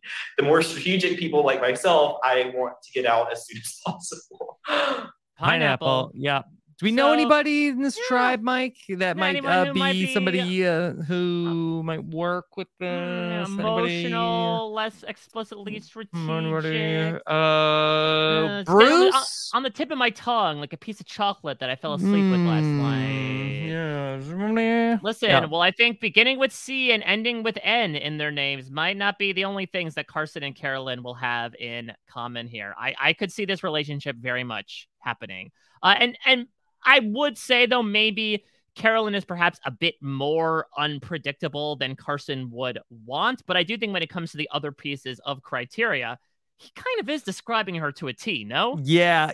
Also, do we know how old is Carolyn's son? He's 8, so not nearly near the age of Carson. Carson's a baby face, but... Okay.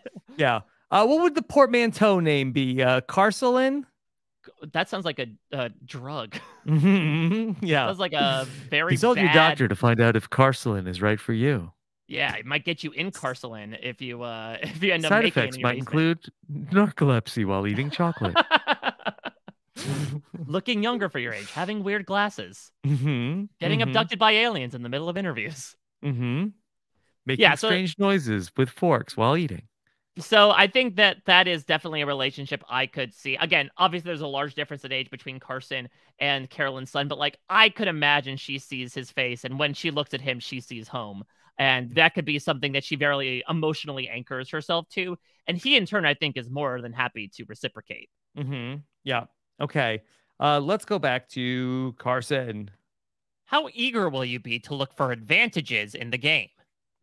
I won't be eager to look for advantages at the beginning of the game. In fact, I will kind of try to avoid it. I think at the beginning of the game, people can become very antsy and they can go off from the tribe and, like we saw with Tori, look for an idol as on day one. And I think that that is a really bad thing to do, especially at the beginning of the game where those first impressions are so important.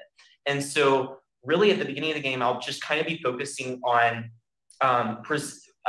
being in the majority of the group at all times, never really leaving the camp and building the shelter, and never even looking like I'm looking for an idol. Now, when I get further into the game, probably like merge or right up to the merge, that's when I'll start probably leaving in the middle of the night, going looking for idols, and still making it very unknown that I'm doing that in the process. I think we saw with Tony, he looked for a bunch of idols in season 34 Game Changers right at the beginning, immediately got voted out. And Tori had such a bad first impression from looking for an idol last season on season 42 that we've just seen so many instances where it doesn't work out for people. And then you see with Tony, he comes back and he waits and he waits. And even though it's against his very nature, he finally waits to like the middle part of the game. And then he goes crazy and looks for an idol. But I'll probably mimic that in a sense. What's the one thing you told yourself you wouldn't do in this game? I told myself I wouldn't try to be revengeful and be mean to people for the sole purpose of being mean.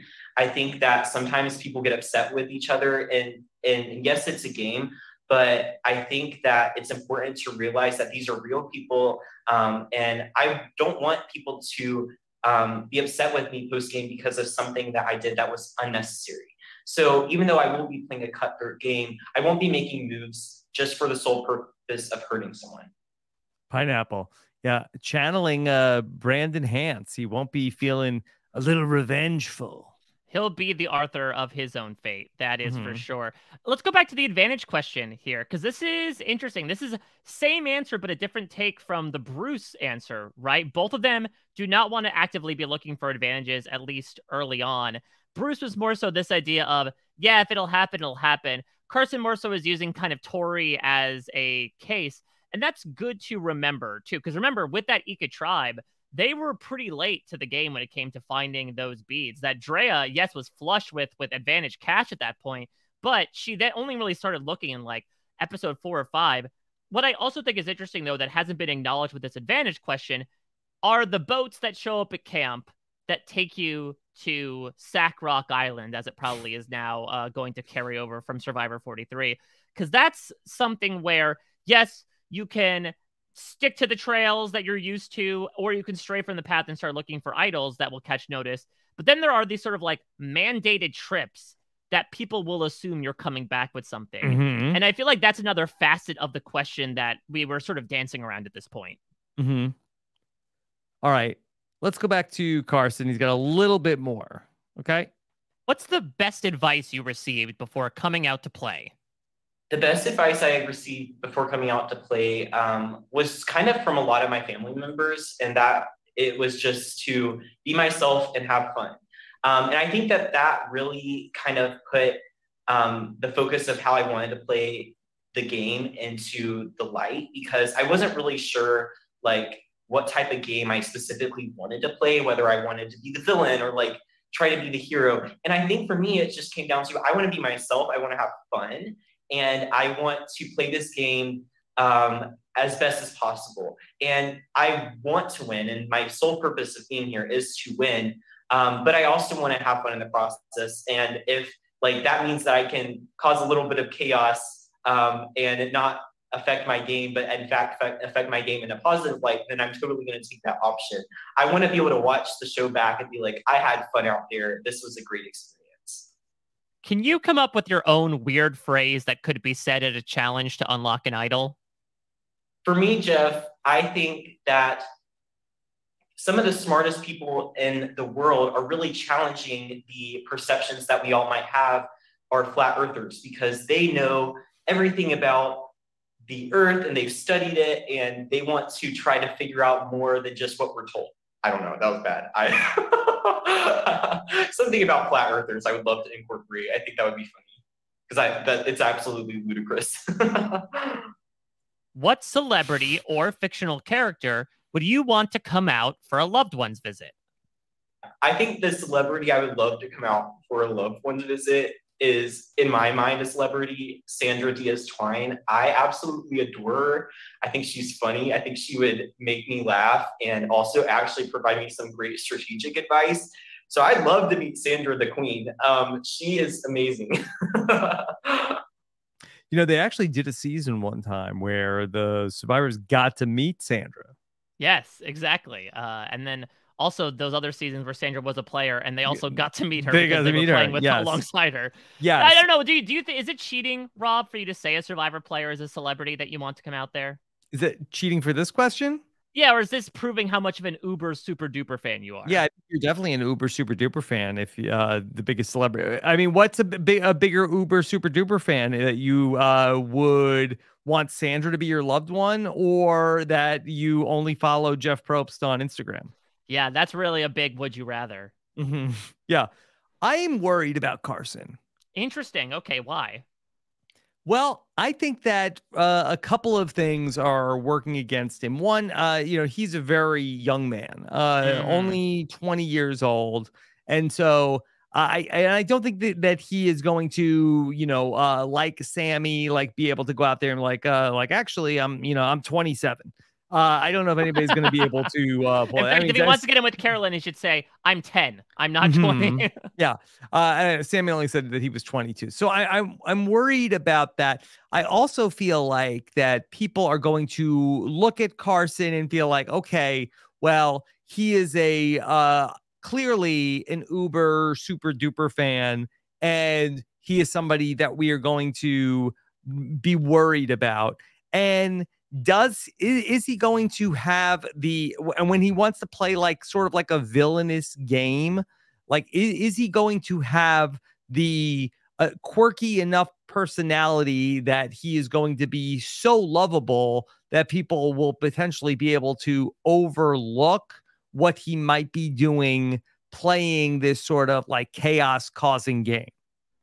I'm worried about Carson only when it comes to a final tribal council setting. That, yes, we did just have Marianne win when she was 23. And again, this cast does skew significantly younger, but he is the youngest by at least a few years. And we also spoke about this with Marianne, that there are a good number of parents that are playing. Hell, the previous two that we talked about, Bruce and Carolyn, are both parents. If this becomes a Cambodia situation, listen, I'll just go with the optics. I don't know how a 20-year-old kid would be able to convince a jury of parents, like, give me the money. Hey, mom and dad, can I have $1 million as my allowance? Perhaps over some of the other people that he might be sitting against. I think it's really hard to overcome that perception, but that counters to, I think, the fact that perception he's talking about being sort of like the goofy kid that's there to just listen and learn, I think is going to help him for the majority of the game. I don't see him really being in trouble early on. I think what he vocalized about that leadership, program that he was a part of is him very much saying that he doesn't want to be like the JD, right? In terms of these younger people molds of, I don't want to be the one that's going to go out there and take the game by the horns. I'm not that confident in my social skills. I'm just going to lay back in the pocket, realize that I'm the young one here, let others talk for me, and just fall into line there. So I think he can make it at least decently far in that regard, much like Sammy did. I think he's going to have a real difficulty shifting those gears, since he's only 4 years removed from getting his driver's license, into being perceived as more of that big strategic player.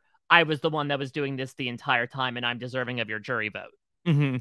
I just think that Sammy, as a young person, like wasn't necessarily giving off the vibes of being like super duper fan. Okay, here comes the second coming of Christian Hubicki, where Carson. I think, did you see his cast photo? He is quite literally that. Yeah, so I think that Carson, I think, is sort of like giving that a little bit more, and I feel like that he could be somebody who is certainly a high profile target early on. On that note, so in his bio, when asked about what previous player does he want to play like, Carson does mention Christian, much like Carolyn. They both share the C and the N there. He talks about this idea of, him using his charm and his intelligence as a weapon. And despite day one, he was labeled as the weakest on the David tribe and used it as a superpower almost. He does say, unlike Christian, I do not plan to reveal my engineering background, parentheses, especially given the perceptions attached to rocket science. I want people to solely view me in a Mr. Nice Guy light, and I plan to ensure no one will detect my deeply strategic underside. What do you think about that, Rob? Do you feel like that's necessary for Carson, given the Christian comparison?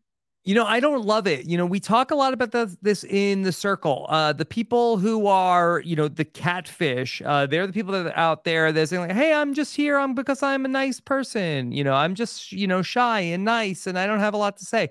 Not that he's saying he's not going to have a lot to say. Whereas somebody like Carolyn, who is going to be their true, authentic, weird self, I think is more likely to be able to make friends and come across as somebody who is trustworthy, as opposed to somebody who is hiding a lot of things about themselves. Speaking of the circle, two of Carson's pet peeves: delayed texters and people who text me essays. Bad news, Carson. You may be allied with someone who probably does text and essays just based on how much he likes to talk.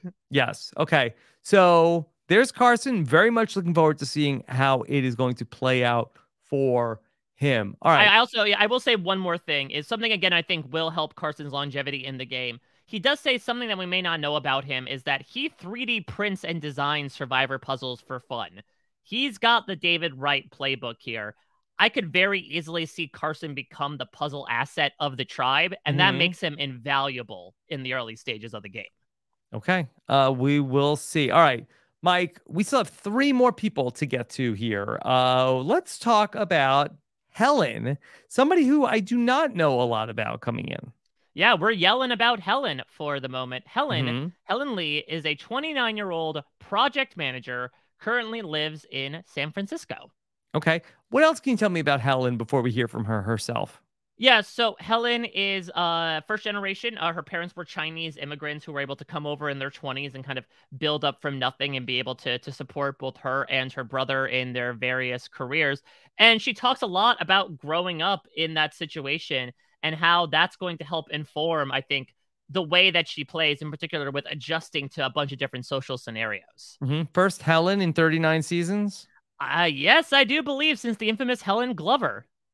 Yeah. Who also wrote recipes for baked goods that probably involved chocolate that put the people to sleep. Okay. All right. Let's hear from Helen. Why are you here on Survivor? I'm here on Survivor because I've been watching this show for over 10 years. I think it's my favorite show. It's, been going on for over 20 years, but every single season is surprising and amazing in its own way. So I've always wanted to play it. I think it's the ultimate game. I think it is the ultimate adventure, and it brings a lot of people together that might not have crossed paths in their normal lives. So I think that it's just the ultimate way to challenge yourself and prove yourself. What's your history with watching Survivor? So I actually didn't watch it growing up because my parents are Chinese and they didn't really watch American reality TV shows or anything like that. But when I went off to college, I got to know a group of people and was trying to make friends my freshman year. And they were really excited about, I think it was season 25 Philippines, because there was someone on the season who had graduated from our school. So they were like, do you want to join us on this fantasy draft? We're going to make it a thing. We're going to watch every week and keep up with it. So I started watching that season, and ever since then was absolutely hooked. Pineapple. Okay. So who from her school was on Survivor Philippines? Yeah, I've been trying to do this research. I'm not sure. Where did she go to school? Where did Helen Li go to college? Are you Googling that? I'm just going to say I'm asking everyone's Alexa right now to look up. That's what we're trying to do this season, Rob, between what Marianne did last time. Yeah, let's see. Who could it be? So she's 29, right? So she would have to be a contemporary of somebody who was 10 years ago, somebody that went to the college 10 years ago. So it has to be one of, who are the very young people? All right. So, okay. Got it. So it looks like Helen went to Dartmouth. Malcolm. Yeah, Malcolm. Listen, we watched that episode of Stake in the Grass. We know the creeping ivy. Malcolm went to Dartmouth. Yeah, so I think that makes sense. There was a big brouhaha around it. Do you think this Fran was named Randy Newple? I don't know. Join my draft. So, all right. So a couple of degrees of separation from Helen to Malk. Yeah. Who was also there when Sandra ate the sugar. Yeah, he was. Well, actually, no, he had just left at that point, I believe, because I think Sugargate happened literally right after he got booted, and someone very offensively pointed and laughed at him on the screen. Yeah, that's true. That's true. He was he dabbled in that sugar, but he was not there. Yeah. Okay. All right. Let's hear more from Helen. Give me one Survivor winner and one non-winner who you identify with the most. I quite identify with Erica from season 41, who's a pretty recent winner, but I think on paper we like kind of have a similar profile. We're like small Asian women, might be underestimated in like the corporate setting, and I think she's quite like bubbly and stuff like that as well. So I feel like she did a really good job of using the things that people might underestimate her for and using them as her own strengths to get to the end. So she's someone that I identify with as a winner. And then someone who is not a winner who I identify with, that's a really good question as well. But I think someone who I really admired that did not win is maybe, I think Lauren O'Connell. I thought she did a really great job, and she was super competitive, like had a lot of people that were on her side, and obviously didn't make it to the very end, but I thought she was someone that I identified with as well.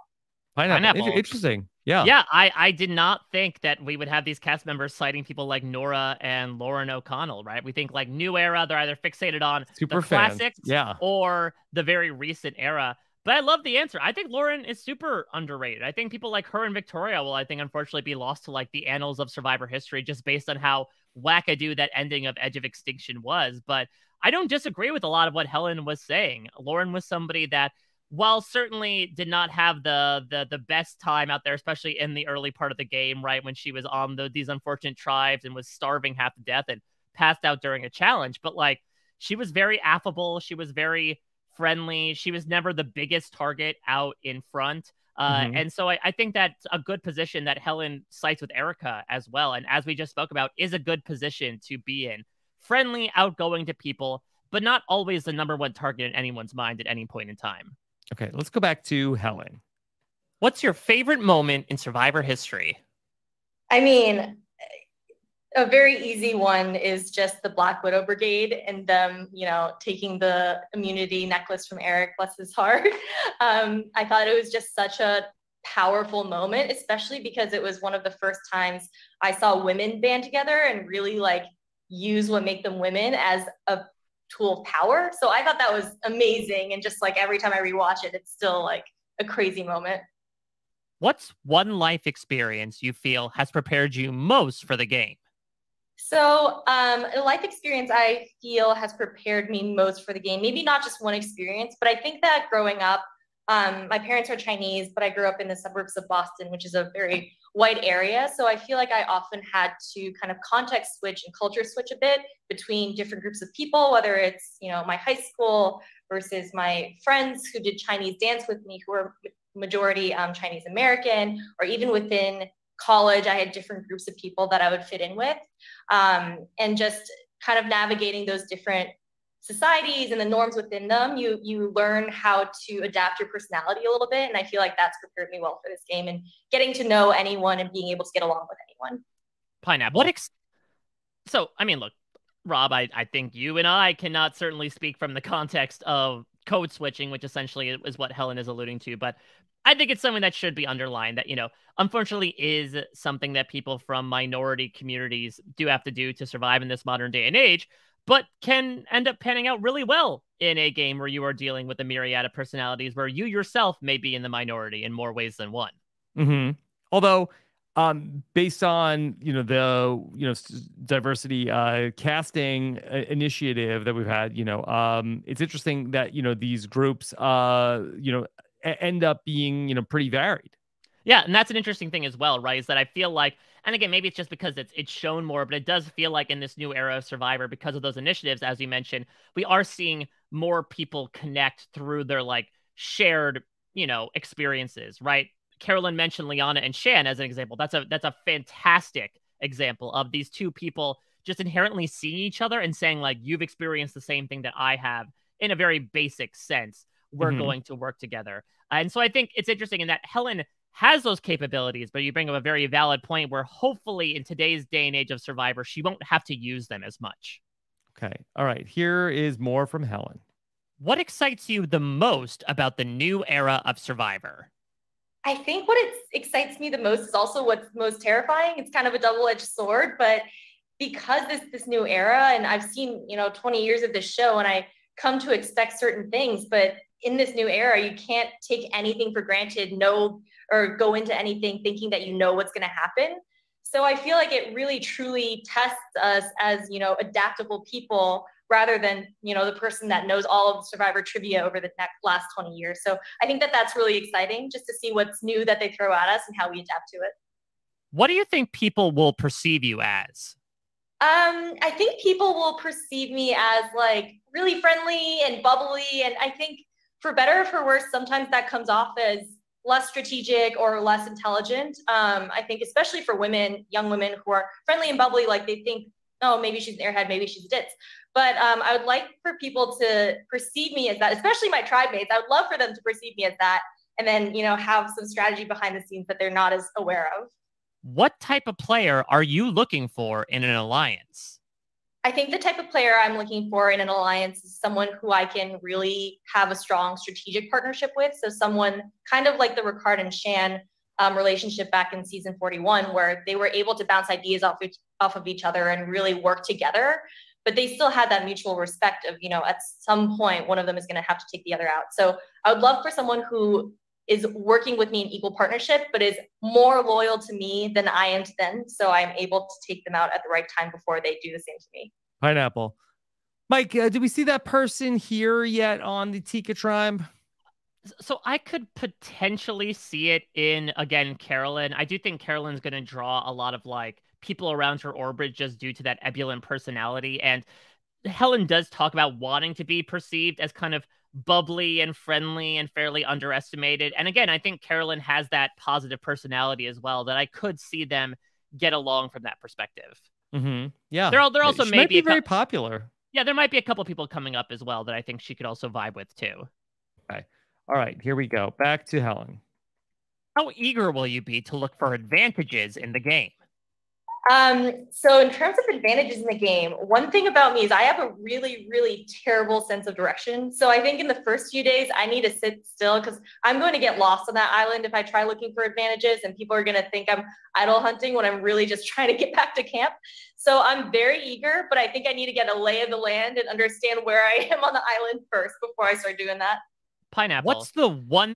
So let's look at these three different answers, right? I don't want to look for idols early on. Bruce says, because it's fate. If it'll happen, it'll happen. Carson gives this, voluminous explanation of, oh, here's Tori, here's Tony. This is the, the fables of what happened to them.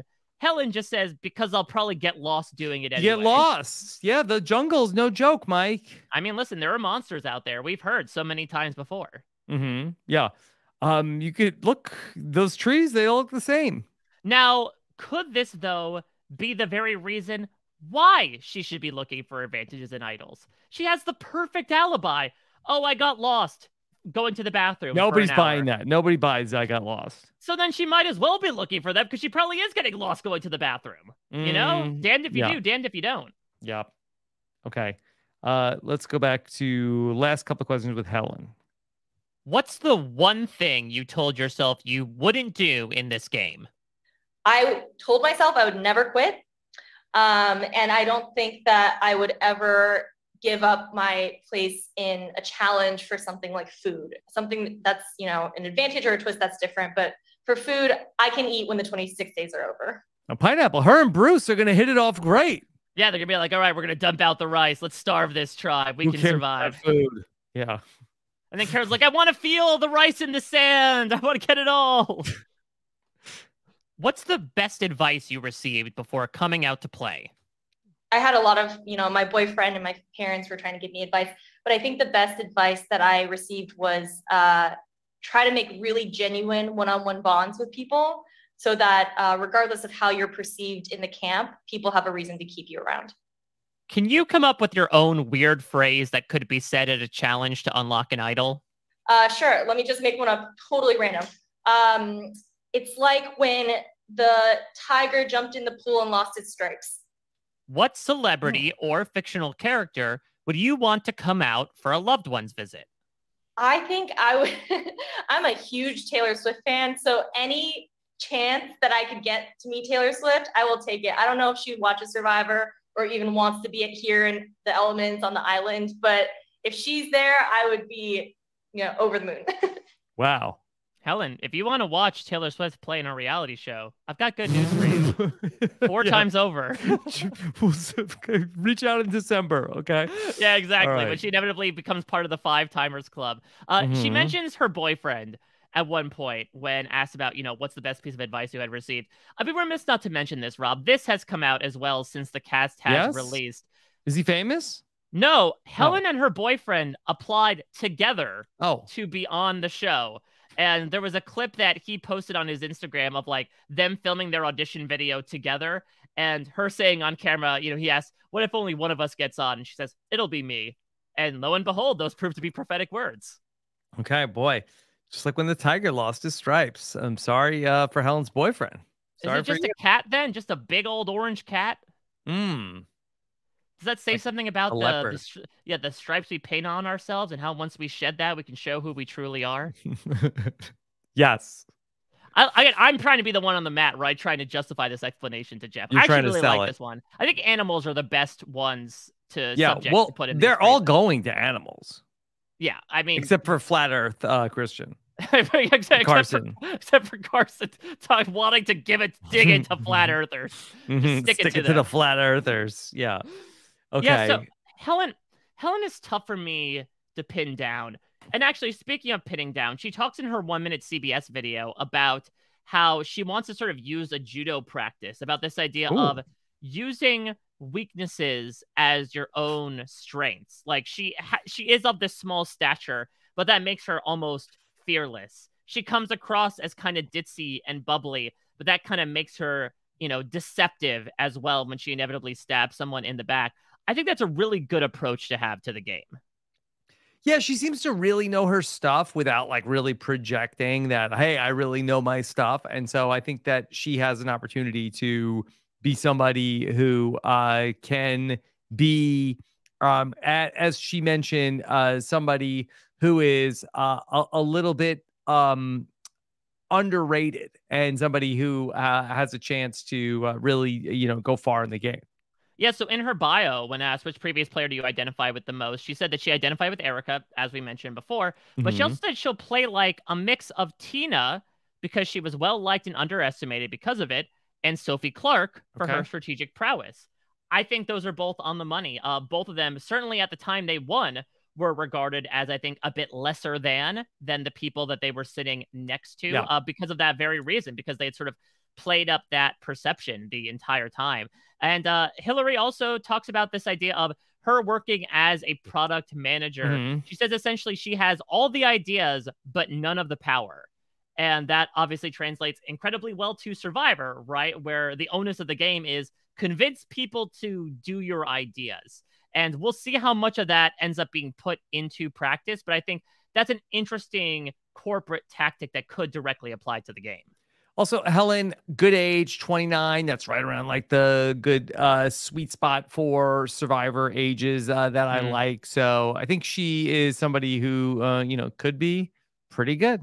Yeah, she's a sweet spot in age, and she could come across as sweet as well. So, yeah, I don't see any major red flags with Helen. I could definitely see her, much like an Erica, as somebody that you like, you blink and 2 months have passed and you're at like the final 7 and you're like, oh, Helen, how she's still hanging in there. And the more and more the game winnows down, the more she could truly, much like Erica, turns from the lamb into the lion. She could go from the lamb to the tiger without its stripes. Okay, Mike, anything else about Helen? I do not believe so, but maybe this is setting up her boyfriend being cast on season 45 or 46. Okay, maybe Just blood versus water. Natural backdoor entryway. It's like, first Helen was able to get it done. Now it's my turn. Sort of like almost like a belated blood versus water, right? Like what they did with Brandon and Russell Hantz. Yeah. Wow. Second time Russell Hantz has come up today. Brandon Hantz has come up today. Yeah. Okay. All right. Mike, let's talk about our fifth member of the tribe, and it is Sarah Wade.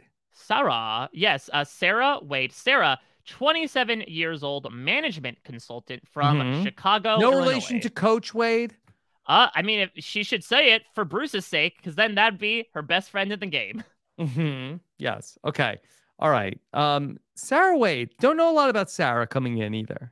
Yeah, she'll get into it a bit as to her inspiration for being there. But yeah, I'll more so let Sarah kind of speak for herself here as to how she wants to take on the game here. Okay, here is Sarah.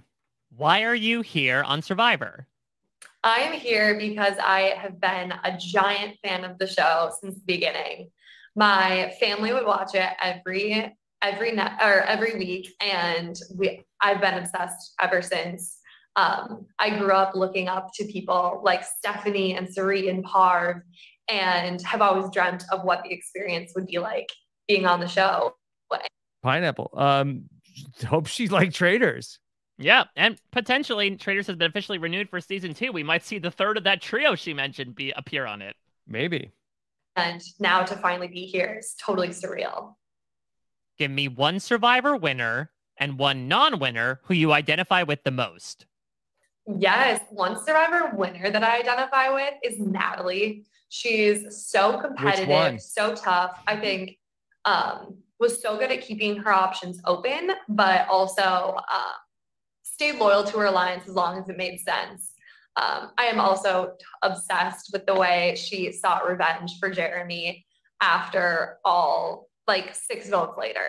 And then looking at a non-winner that I think I want to play like is Andrea. I think on the outside, we both look like sweet younger gals, but I think she's so tough, so strategic, constantly looking at how she can move herself forward in the game. I think she had a strong social and physical game, but that strategic mind and style of play is what I really relate with. What's your favorite moment in Survivor history? I mean, one that stands out to me just off the top of my head is when in Heroes versus Villains, when Parv plays the double idols, the one that Russell had given her, the one that she had found herself, and no one knew about the one that she had. And she saved the sweet, sweet villains. And they went on to take the villains to the top 3. What? Pineapple. She refers to them as the sweet, sweet villains. Carolyn's like, yes, I heard sweet. Are we eating villains now? Might get some crowns now. Crowns for the queen. Okay. So yes, that Sarah, does she want to play like a villain? I'm not entirely sure. We'll get into it. She's not exactly giving off that villainous behavior, but she's talking about inspirations like Suri and Parvati in particular, that despite Suri being on the Heroes tribe, certainly is duplicitous in her own right, perhaps traitorous sometimes. So I think that it's definitely within her wheelhouse. So I think at the moment, she hasn't really vocalized a lot to me as to like, I'm going to be deceptive. I'm a villain. Exactly. I'm going to ram roughshod over this game. Okay. One life experience you feel has prepared you most for the game?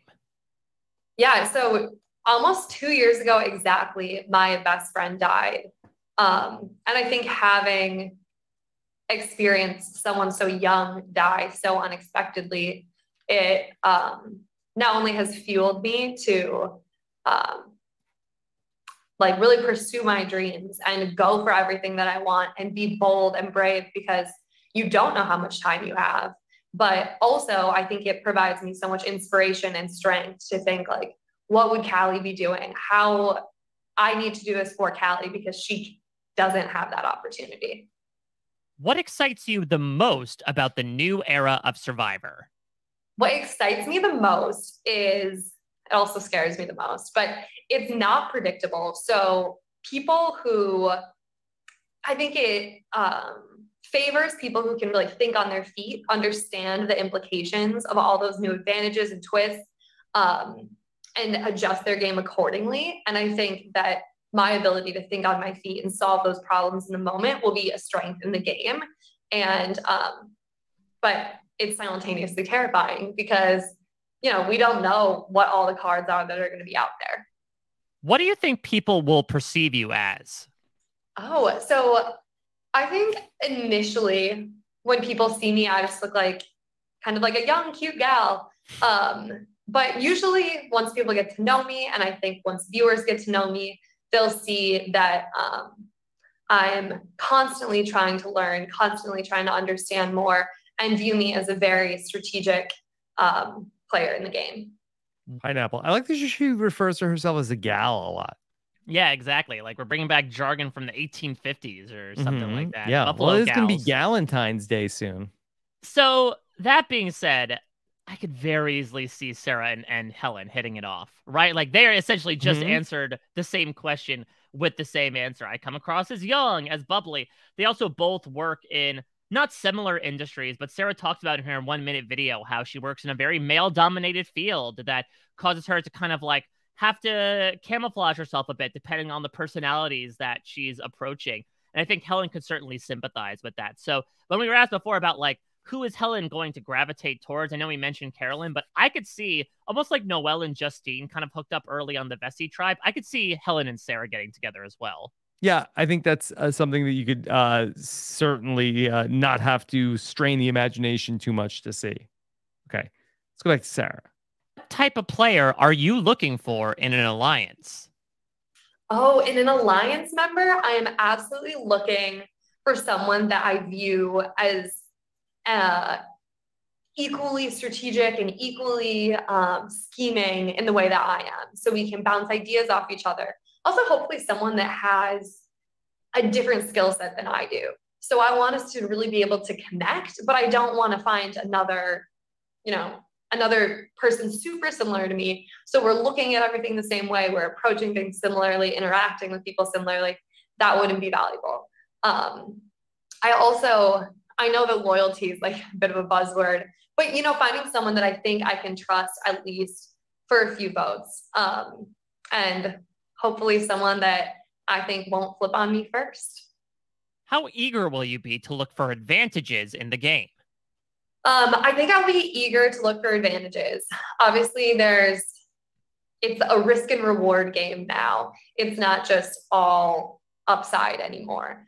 But I think that we saw in previous seasons how well those advantages can pan out if they're used in your favor. Also, we've seen what just having an immunity idol has done for players in recent years, that a lot of times people don't need to use the immunity idol to save themselves because they're more public. They're not even getting votes because they have them.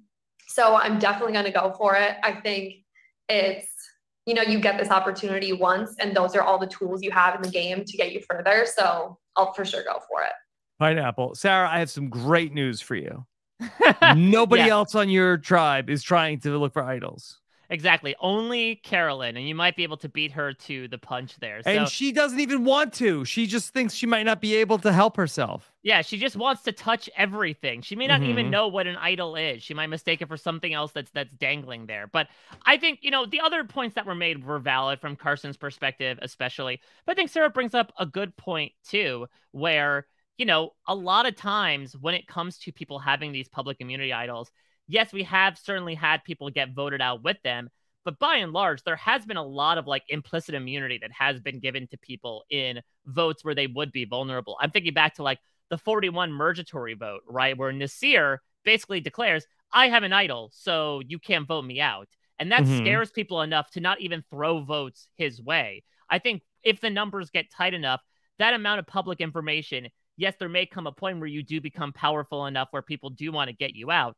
But I think it can certainly help skirt you around some of those tighter votes where people don't want to waste their votes on something that could easily be nullified.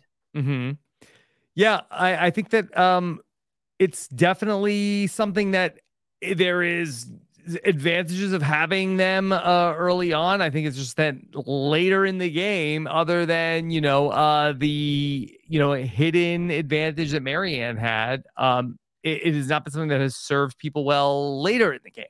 So should it just be get it early on and then like waste it Burn early it. on in the jury round, throw it into the fire? I don't think throw it into the fire, but you can just play it. Yeah, just play it. Try to play up that paranoia of like, oh, Yeah. I definitely thought it was me going here. I heard some things around camp. And then, yeah, maybe hunt for another hidden advantage that you want to. But now you sort of exploited the window of safety it gives you without needing to worry about getting targeted because of it. No, all right, here's the move, Mike. Okay. Right. Make a fake idol. Play the fake idol, okay? And then, is Jeff going to announce it's a fake idol? And the problem is... Burn the fake idol. Burn the fake idol. Well, I think what you do is you do a little bit of sleight of hand, right? Like you have the beads, make a different, almost near identical set of beads, and then when the fake idol gets played, like switch it out at the last second, or like drop it somewhere. Like, oh my god, Mike just dropped his idol. What an idiot! What a fool! I'm gonna leave this behind at camp. Hope nothing happens to it. He doesn't have his idol anymore. Or do like a Dwight of like, hey, can you hold my idol for me? Oh, but you can have this fake. Yeah. Well, then you give somebody the fake idol, ask them to hold it for you, and then they're like, oh, this idiot. Like, but then they'll try to vote you out. Right. That sometimes gives people incentives to be like, as we saw with Dwight, right? Like, we're very close. We're like right there of figuring this out. Yeah, I think we can really crack the code by 45 and 46. I think people will have unlocked the code. It's like the sweet spot, which is a term we keep coming back to with this tribe of when you need to waste that real idol so that you won't be targeted for having one at the end game. Yep. Okay, here we go. What's the one thing you told yourself you wouldn't do in this game? I guess that there's nothing I've told myself that I won't do. Of course, I want to be a good person, be good to people, but it's a game about lying and deceiving people, and I am 100% there to do that.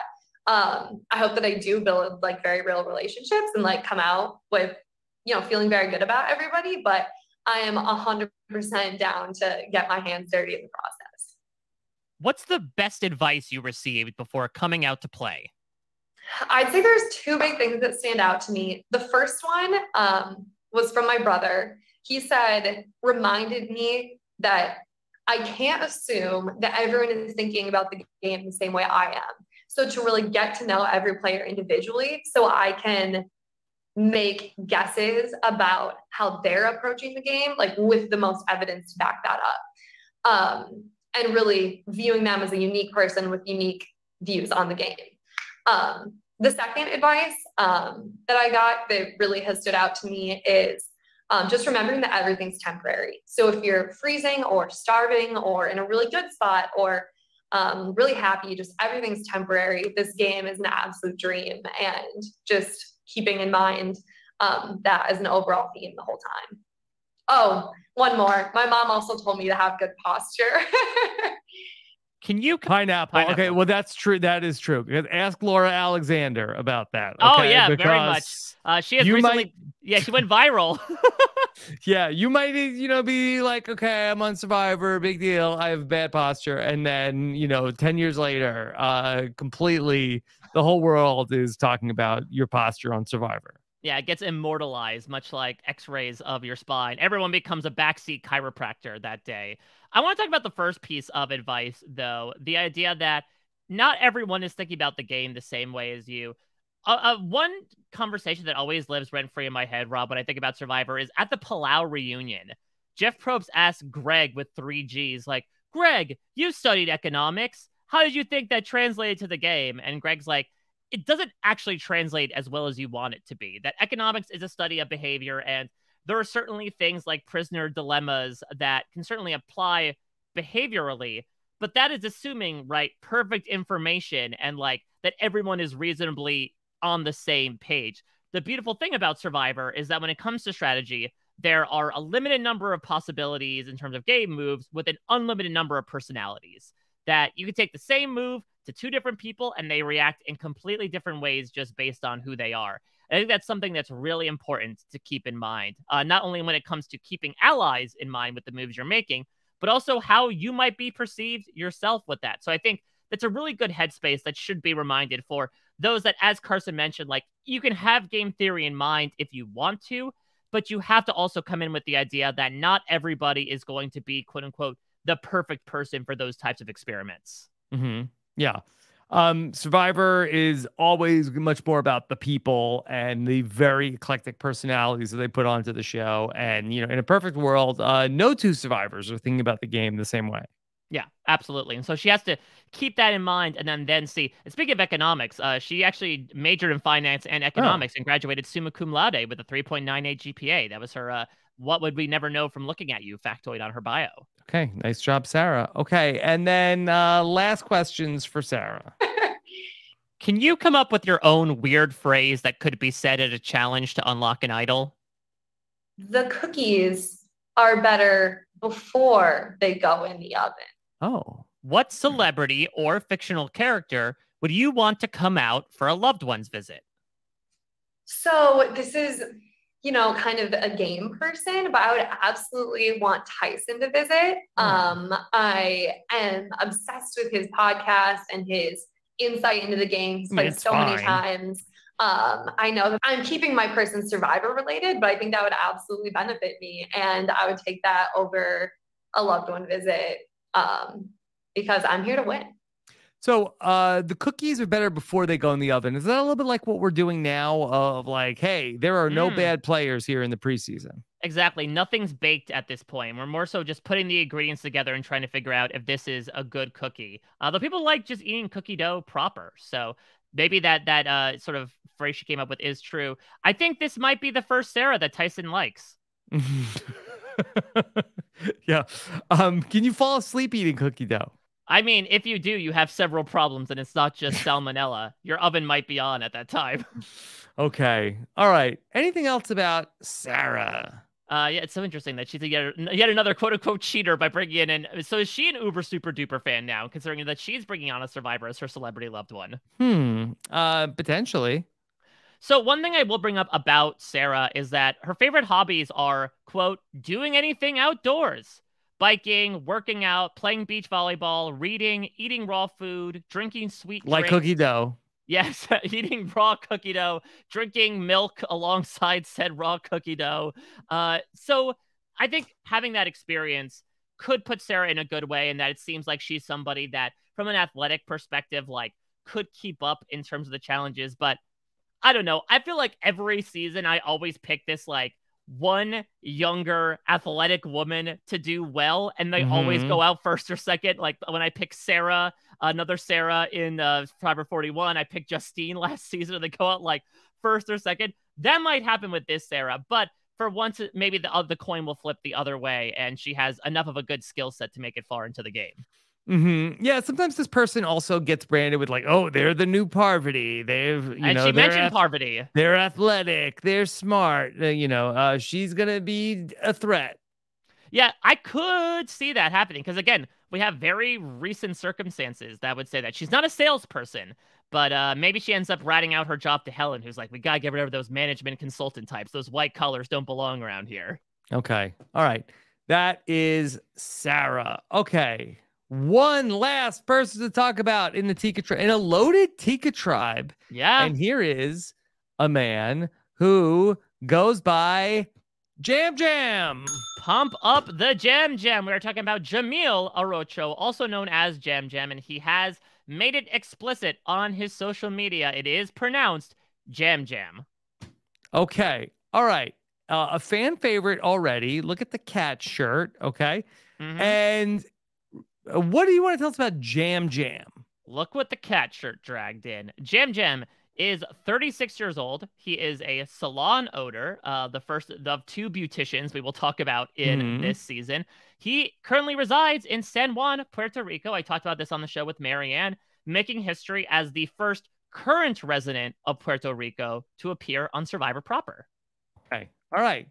Let's hear what Jam Jam has to say. To start off, tell us about yourself. Give us your name, age, and occupation. Hey, hola, I am Jam Jam. I'm 35 years old, and I am from San Juan, Puerto Rico, and I own a beauty salon. Why are you here on Survivor? I'm here on Survivor because it's always been a dream. I watched the episodes since the very first time it aired. I remember me being 13 years old. My parents just bought this house. They were on and off all throughout my childhood. And it was a dream that we were all living together in the same house again. And we had no sofas or anything. And we were like sitting on the floor eating pizza. And this show came up. And I remember Richard Hatch saying on that branch, that $1 million check has my name on it. And I couldn't stop talking about the show. So throughout this process of being here silent in Ponderosa, been thinking about that moment a lot. And I'm playing for that little kid, that teenager that was watching the show, happy about his family. And I love strategy, I love manipulation, I love social aspects of life, you know, meeting people and using that as an advantage and using people for you or using other people against you. So I think Survivor encompasses a lot of what I like to do on my daily life. Give me one Survivor winner and one non-winner who you identify with the most. Well, I really admire Sandra. I think she's super real. She's Puerto Rican. She won twice, of course, and she's hardcore with the way she thinks about the game. You know, she's very cold about her emotions. So I feel like when it comes to the tough decisions, I will have that aspect like she has on the game. Other non-winner that I identify with the most, would be Seri. You know, Jeff always says, you're the fan that stood up from the couch to play and all of that.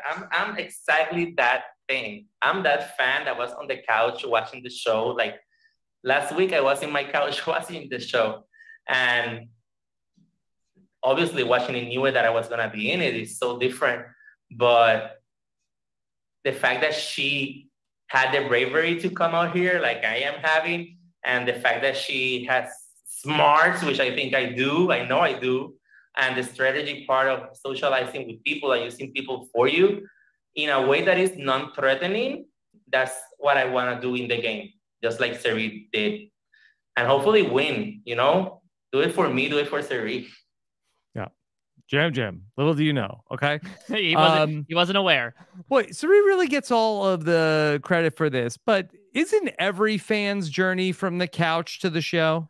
You say as yourself being a super fan of the show that got to play.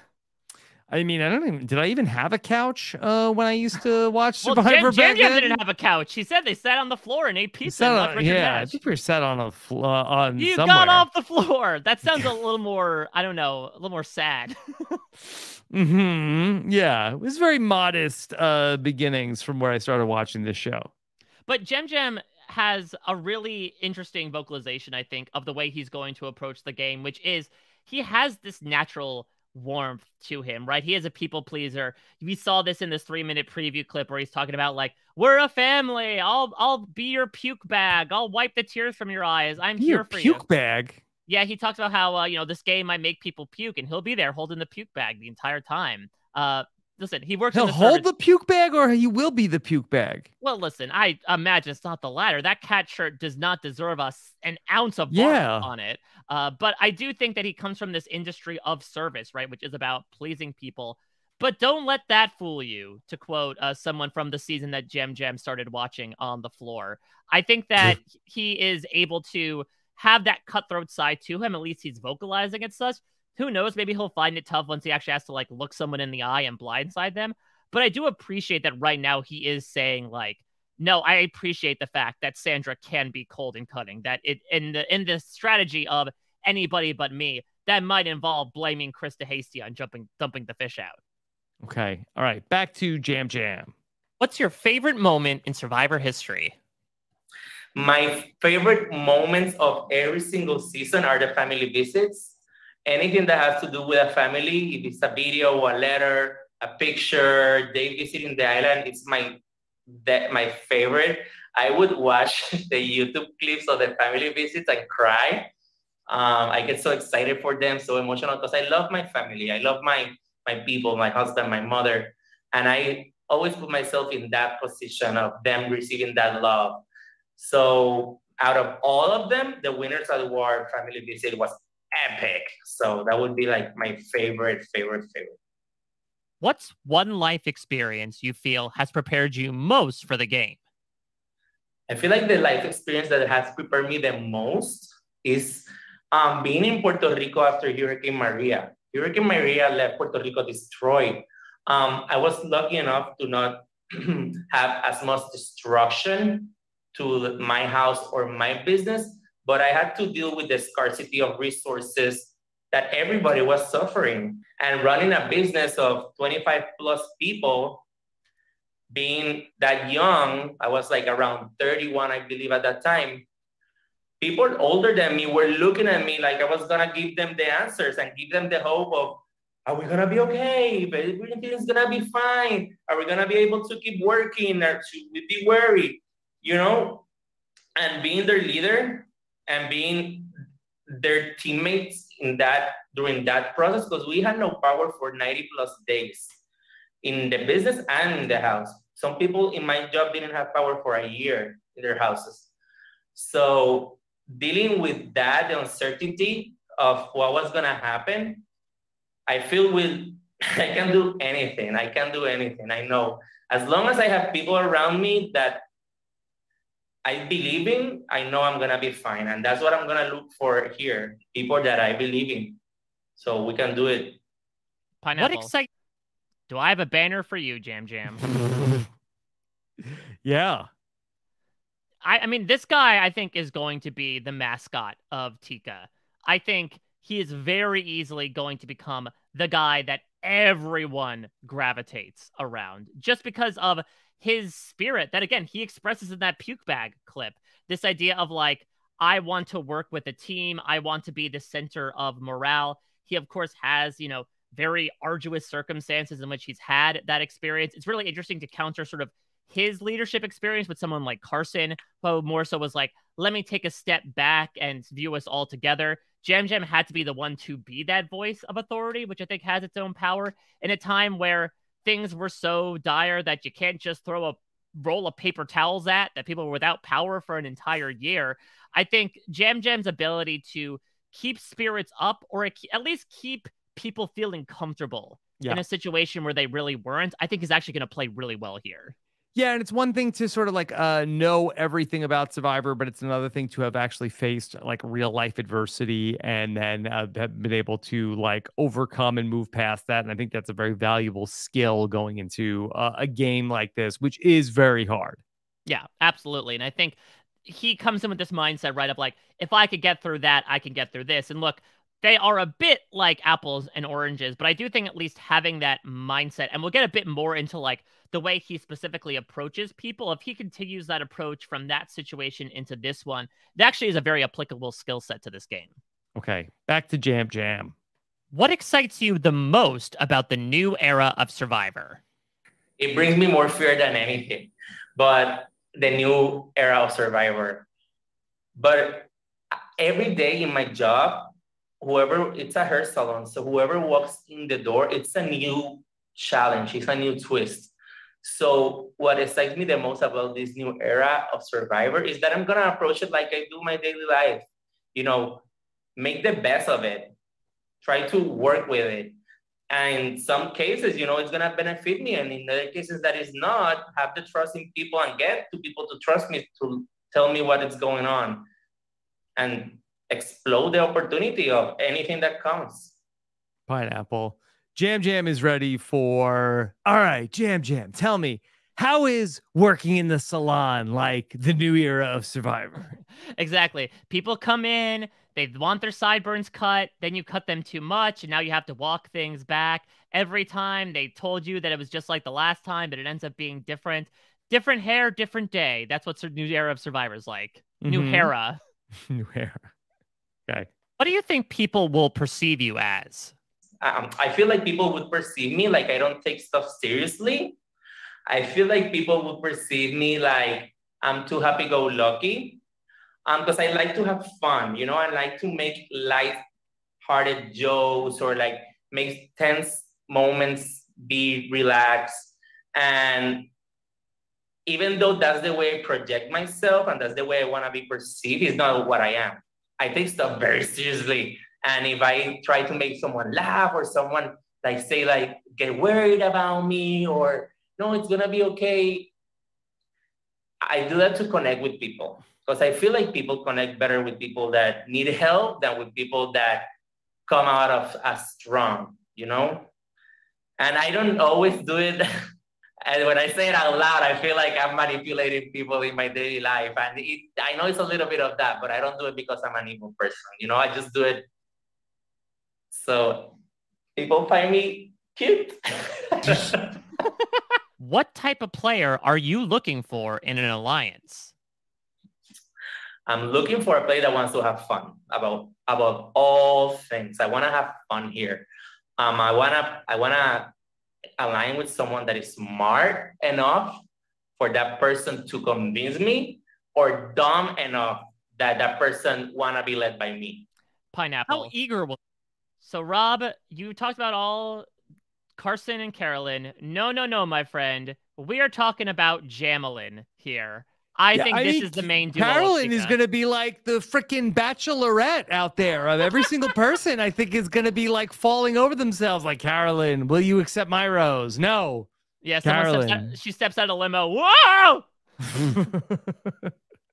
I think all 5 people are going to be like trying to make her their number one. Yeah, I mean, again, she really just has that affability about her. But I think these two are going to be the ones that see eye to eye the most. I just think, again, as much as Jam Jam says that positive persona isn't him 24/7, I think Carolyn is going to glom onto that. They're also around the same age. They sort of have the same sense of humor. She's going to really like this shirt. Yeah, she's going to love... I think she's going to honestly turn to the shirt and be like, okay, I knew this guy is my type of person.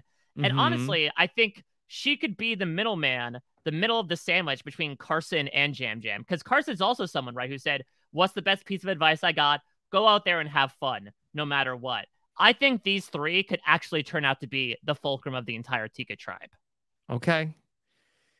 Yeah, I guess that those are the most eccentric of the, like, they're sort of like the little bit more like straight-laced side of the tribe. And then there's a little bit more of like the very eccentric character side of the tribe. Yeah, and I think like sort of accepts like here, and then they all kind of acknowledge that within themselves. And now look, it could end up turning in the reverse polarity situation immediately, and like Jam Jam and Carolyn don't get along for days. But I don't know, I just feel like with the two of them, and especially the way that they're both approaching the game. Now, that being said, I think Jam Jam is way more cutthroat about things than Carolyn is, considering how he just vocalized this idea of, yeah, I kind of do sometimes purposely draw pity on myself. I am a little bit manipulative in my daily life. Okay. Let's hear some more from Jam Jam. Be led by me.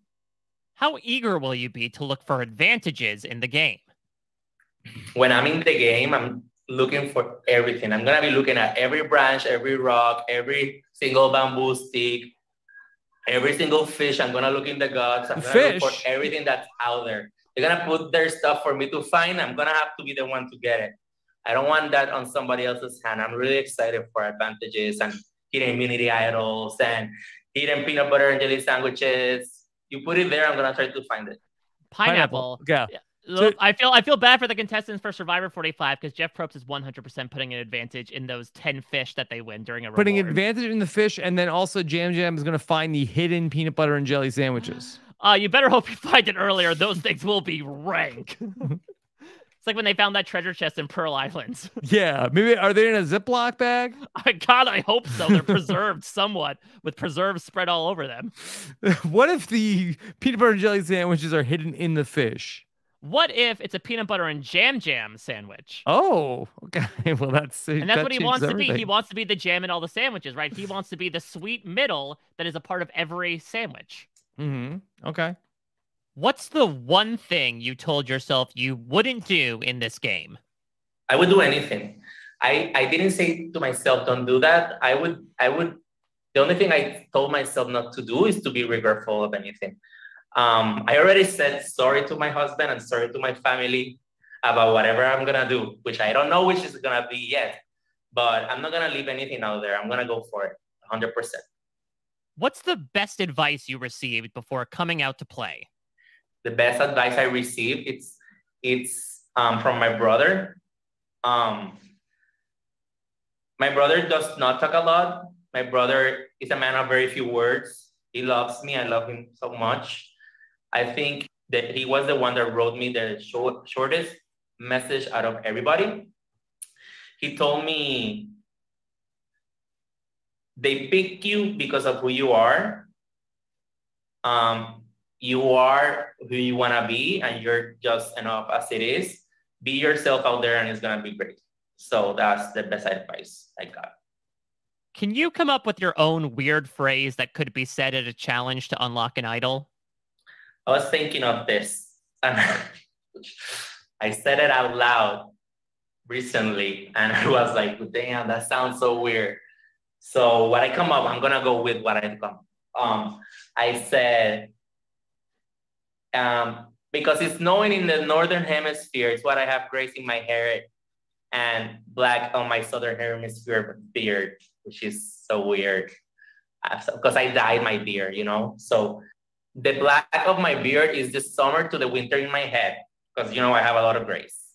What? Pineapple. Okay. That. Whoa. We need to unpack this. Okay. Because when he said the gray is in the northern hemisphere and black in the southern hemisphere, that was a relief that he was talking about his beard. Oh, yeah, absolutely. I mean, I didn't know his whole head was the globe, but I'm just glad he was referring to that. Yeah, I didn't know, like, the nose was like the equator. I thought maybe, like, the belt was.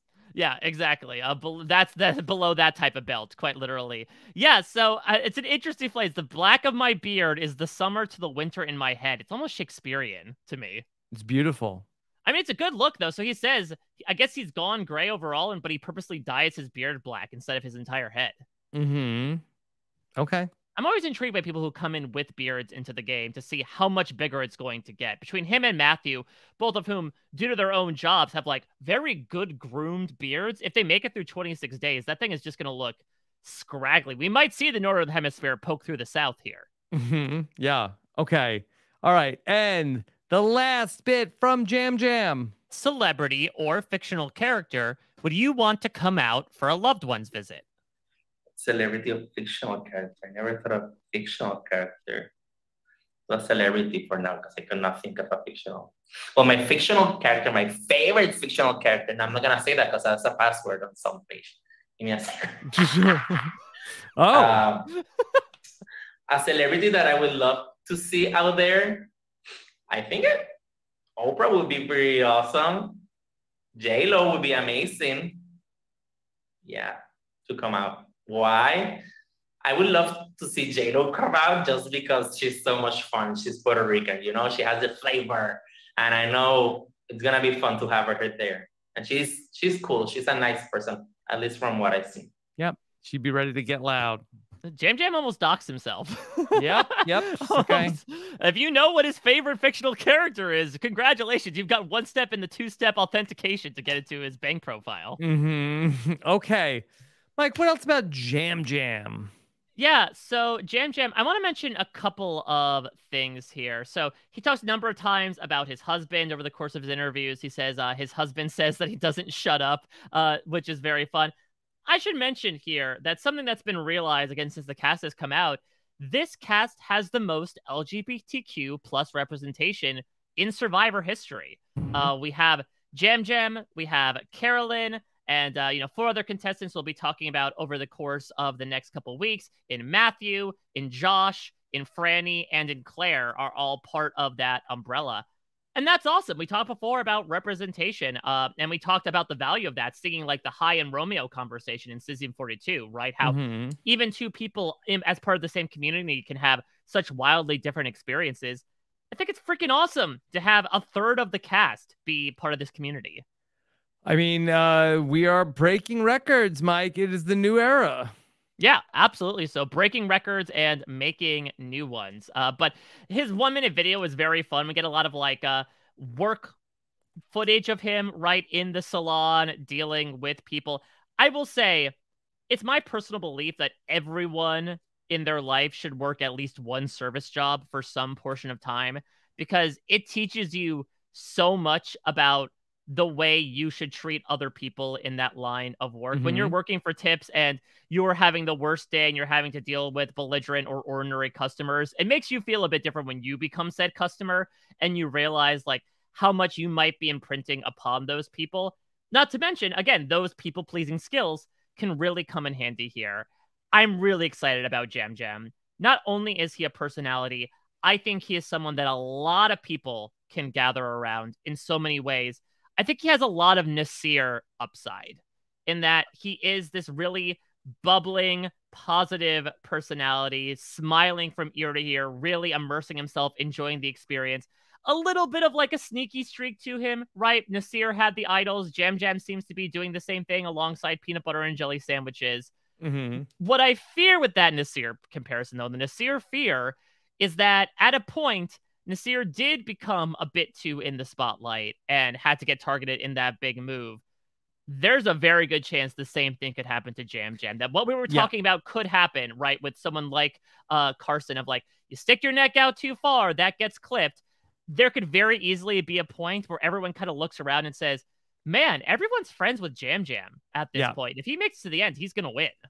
Yeah, I don't feel like that he is the kind of guy who is going to be under the radar, but can he jam the radar? Raspberry. There's only one man who would dare jam the radar. Well, he is planning to play a bit on the light and the dark side of the Schwartz, right? I am really intrigued by this sneaky streak that he is talking about. That makes me very excited for the fact that he's not just going to sit back and be that social force that I think he is going to try to spin that social capital into strategic acumen, which Shannon Gus talked about all the time, right? Like, is the purpose of the social game. That's the currency that then you invoke, that you spend to make the moves happen. Jam Jam, I think, is going to be able to do that. I could see him become one of the bigger movers and shakers should he make it to emerge. We'll talk later on in these future podcasts about people that I think he could very easily connect with should he make it to emerge scenario. The problem is, we have seen time and time again in this new era, those people that are able to exercise that and be able to make these big moves never make it to the final three. And unless Jam Jam is able to find somebody that will go to bat for him and bring him to the end should he lose that final immunity challenge, he's going to have to pull some stuff out, both literally and from a challenge perspective, if he wants to make it to the end. Okay. Wow. Mike, this Tika tribe is loaded with personality. Yeah, I kind of see them as this tribe that may not go to tribal council, though they might go once. But I don't know. I feel like there's a good balance of skills as well. Like Bruce has some physicality. It seems like Carolyn, it seems like she is very fit as well. So could certainly be from that Nora perspective of like someone who is a little kooky but does well individually in the challenges. We said Sarah is no slouch. We talk about Carson and Helen on the puzzles, possibly this could be a very well-balanced group in terms of challenges where they could very rarely go to tribal council and come in 5, maybe even 6 strong into the merge. Yeah, I do not know the other tribes very well yet at this point, so I can't really speak to their physicality. But we'll see. In terms of the challenges, I don't know how they're gonna do. I just know in terms of television and my eagerness to see this group together, I'm ready to go. Yeah, no matter how many times to go to tribal council, we need as much Tika footage as possible because this really does seem like such a dynamic group. So many people that are in agreement in certain ways and disagreement in other ways. I think they're going to hit the beach at a 10 and somehow even get to an 11 by the time that their pre-merge phase is done. Okay. All right. Mike, anything else you want to say here today? No, I'm excited to put these interviews out, to have these people listen to these voices. I also think these are a bunch of unique voices as well. The written interviews are great, but I think the vocal interviews, the audio interviews give us a good sense as to how they're going to sound in confessional as well, which makes me very excited to just put myself in that spot, watching them get to talk for hopefully 12, 13 episodes. But that does it for the Tika tribe. Next we get together, Rob, we'll be soaking up Soka, our green tribe here. We're going to be talking Claire, Danny, Franny, Heidi, Josh, and Matt Blankenship. Okay. All right. So, yeah, we'll be soaking next week. All right. Mike, you're always such a busy guy in podcasting, talking about so many different things. what do you have coming up these days? Well, I'm getting busy with you as of late. Talking about Tough as Nails with Jessica Leese has been very fun. We're over the halfway point with this season. That's been a great way to start our Thursdays. You can check that stuff out. If you're looking for something to buy the time before Survivor 44 starts and you haven't watched Tough as Nails, very much recommend it. And then over on post-show recaps, there has been so much great TV going on. The Last of Us recently aired episode 3, which was... I heard you really liked this week's episode. Yes, you heard right. A little birdie told you, and they were valid with that assessment. It was, man, something I cannot fall asleep to afterwards, even when I put a bar of chocolate in my mouth. It was so incredibly, like, heartbreaking, yet uplifting, happy, yet sad. Just like a beautiful, multifaceted stew of love. And so I got to talk about it with Grace Leader. Leader. What you said about stew.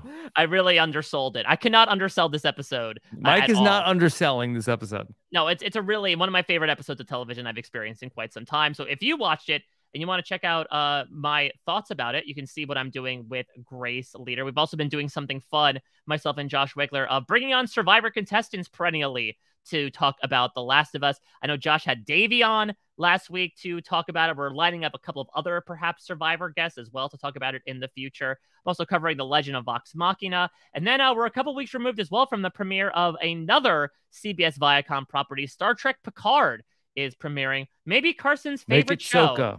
Make it Soka. We'll talk that next week. Carson may have actually gotten beamed up. Maybe that was the noise that was in his interview.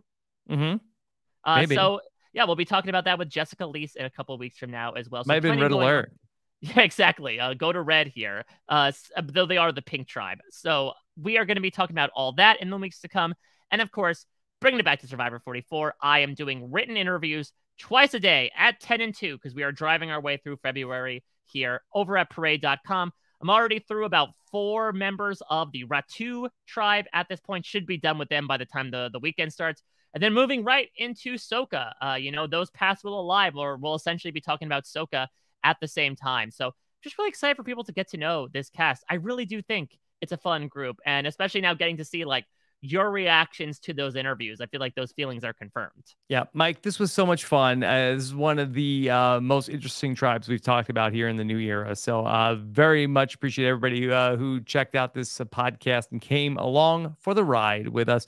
We love to hear what you have to say. So please don't be shy about letting us know on the Twitter. We love to hear from you. Okay. So if you spend 3 hours with us, of course, we're in the service industry, just like Jam Jam. We'd love to know how we did. So let us know. And of course, make sure you're subscribed. Go to robinsonwebsite.com/subscribe to get everything we're doing here. And don't miss the next 2 Survivor Tribe previews.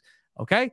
Also, we are, Mike is talking about Australian Survivor. I'm going to be joining Shannon Gus next week to talk about week 2 of Australian Survivor. Marianne joined Shannon this week to talk about Australian Survivor. Of course, if you don't know how to watch it, we make it very easy for you to check it out. When you become a patron of Robin's Podcast, go to robinswebsite.com/patron, and we make it very easy for you to catch up on all of the international reality shows, including Australian Survivor. So check that out and catch up on a very interesting heroes versus villains season of Survivor going on right now.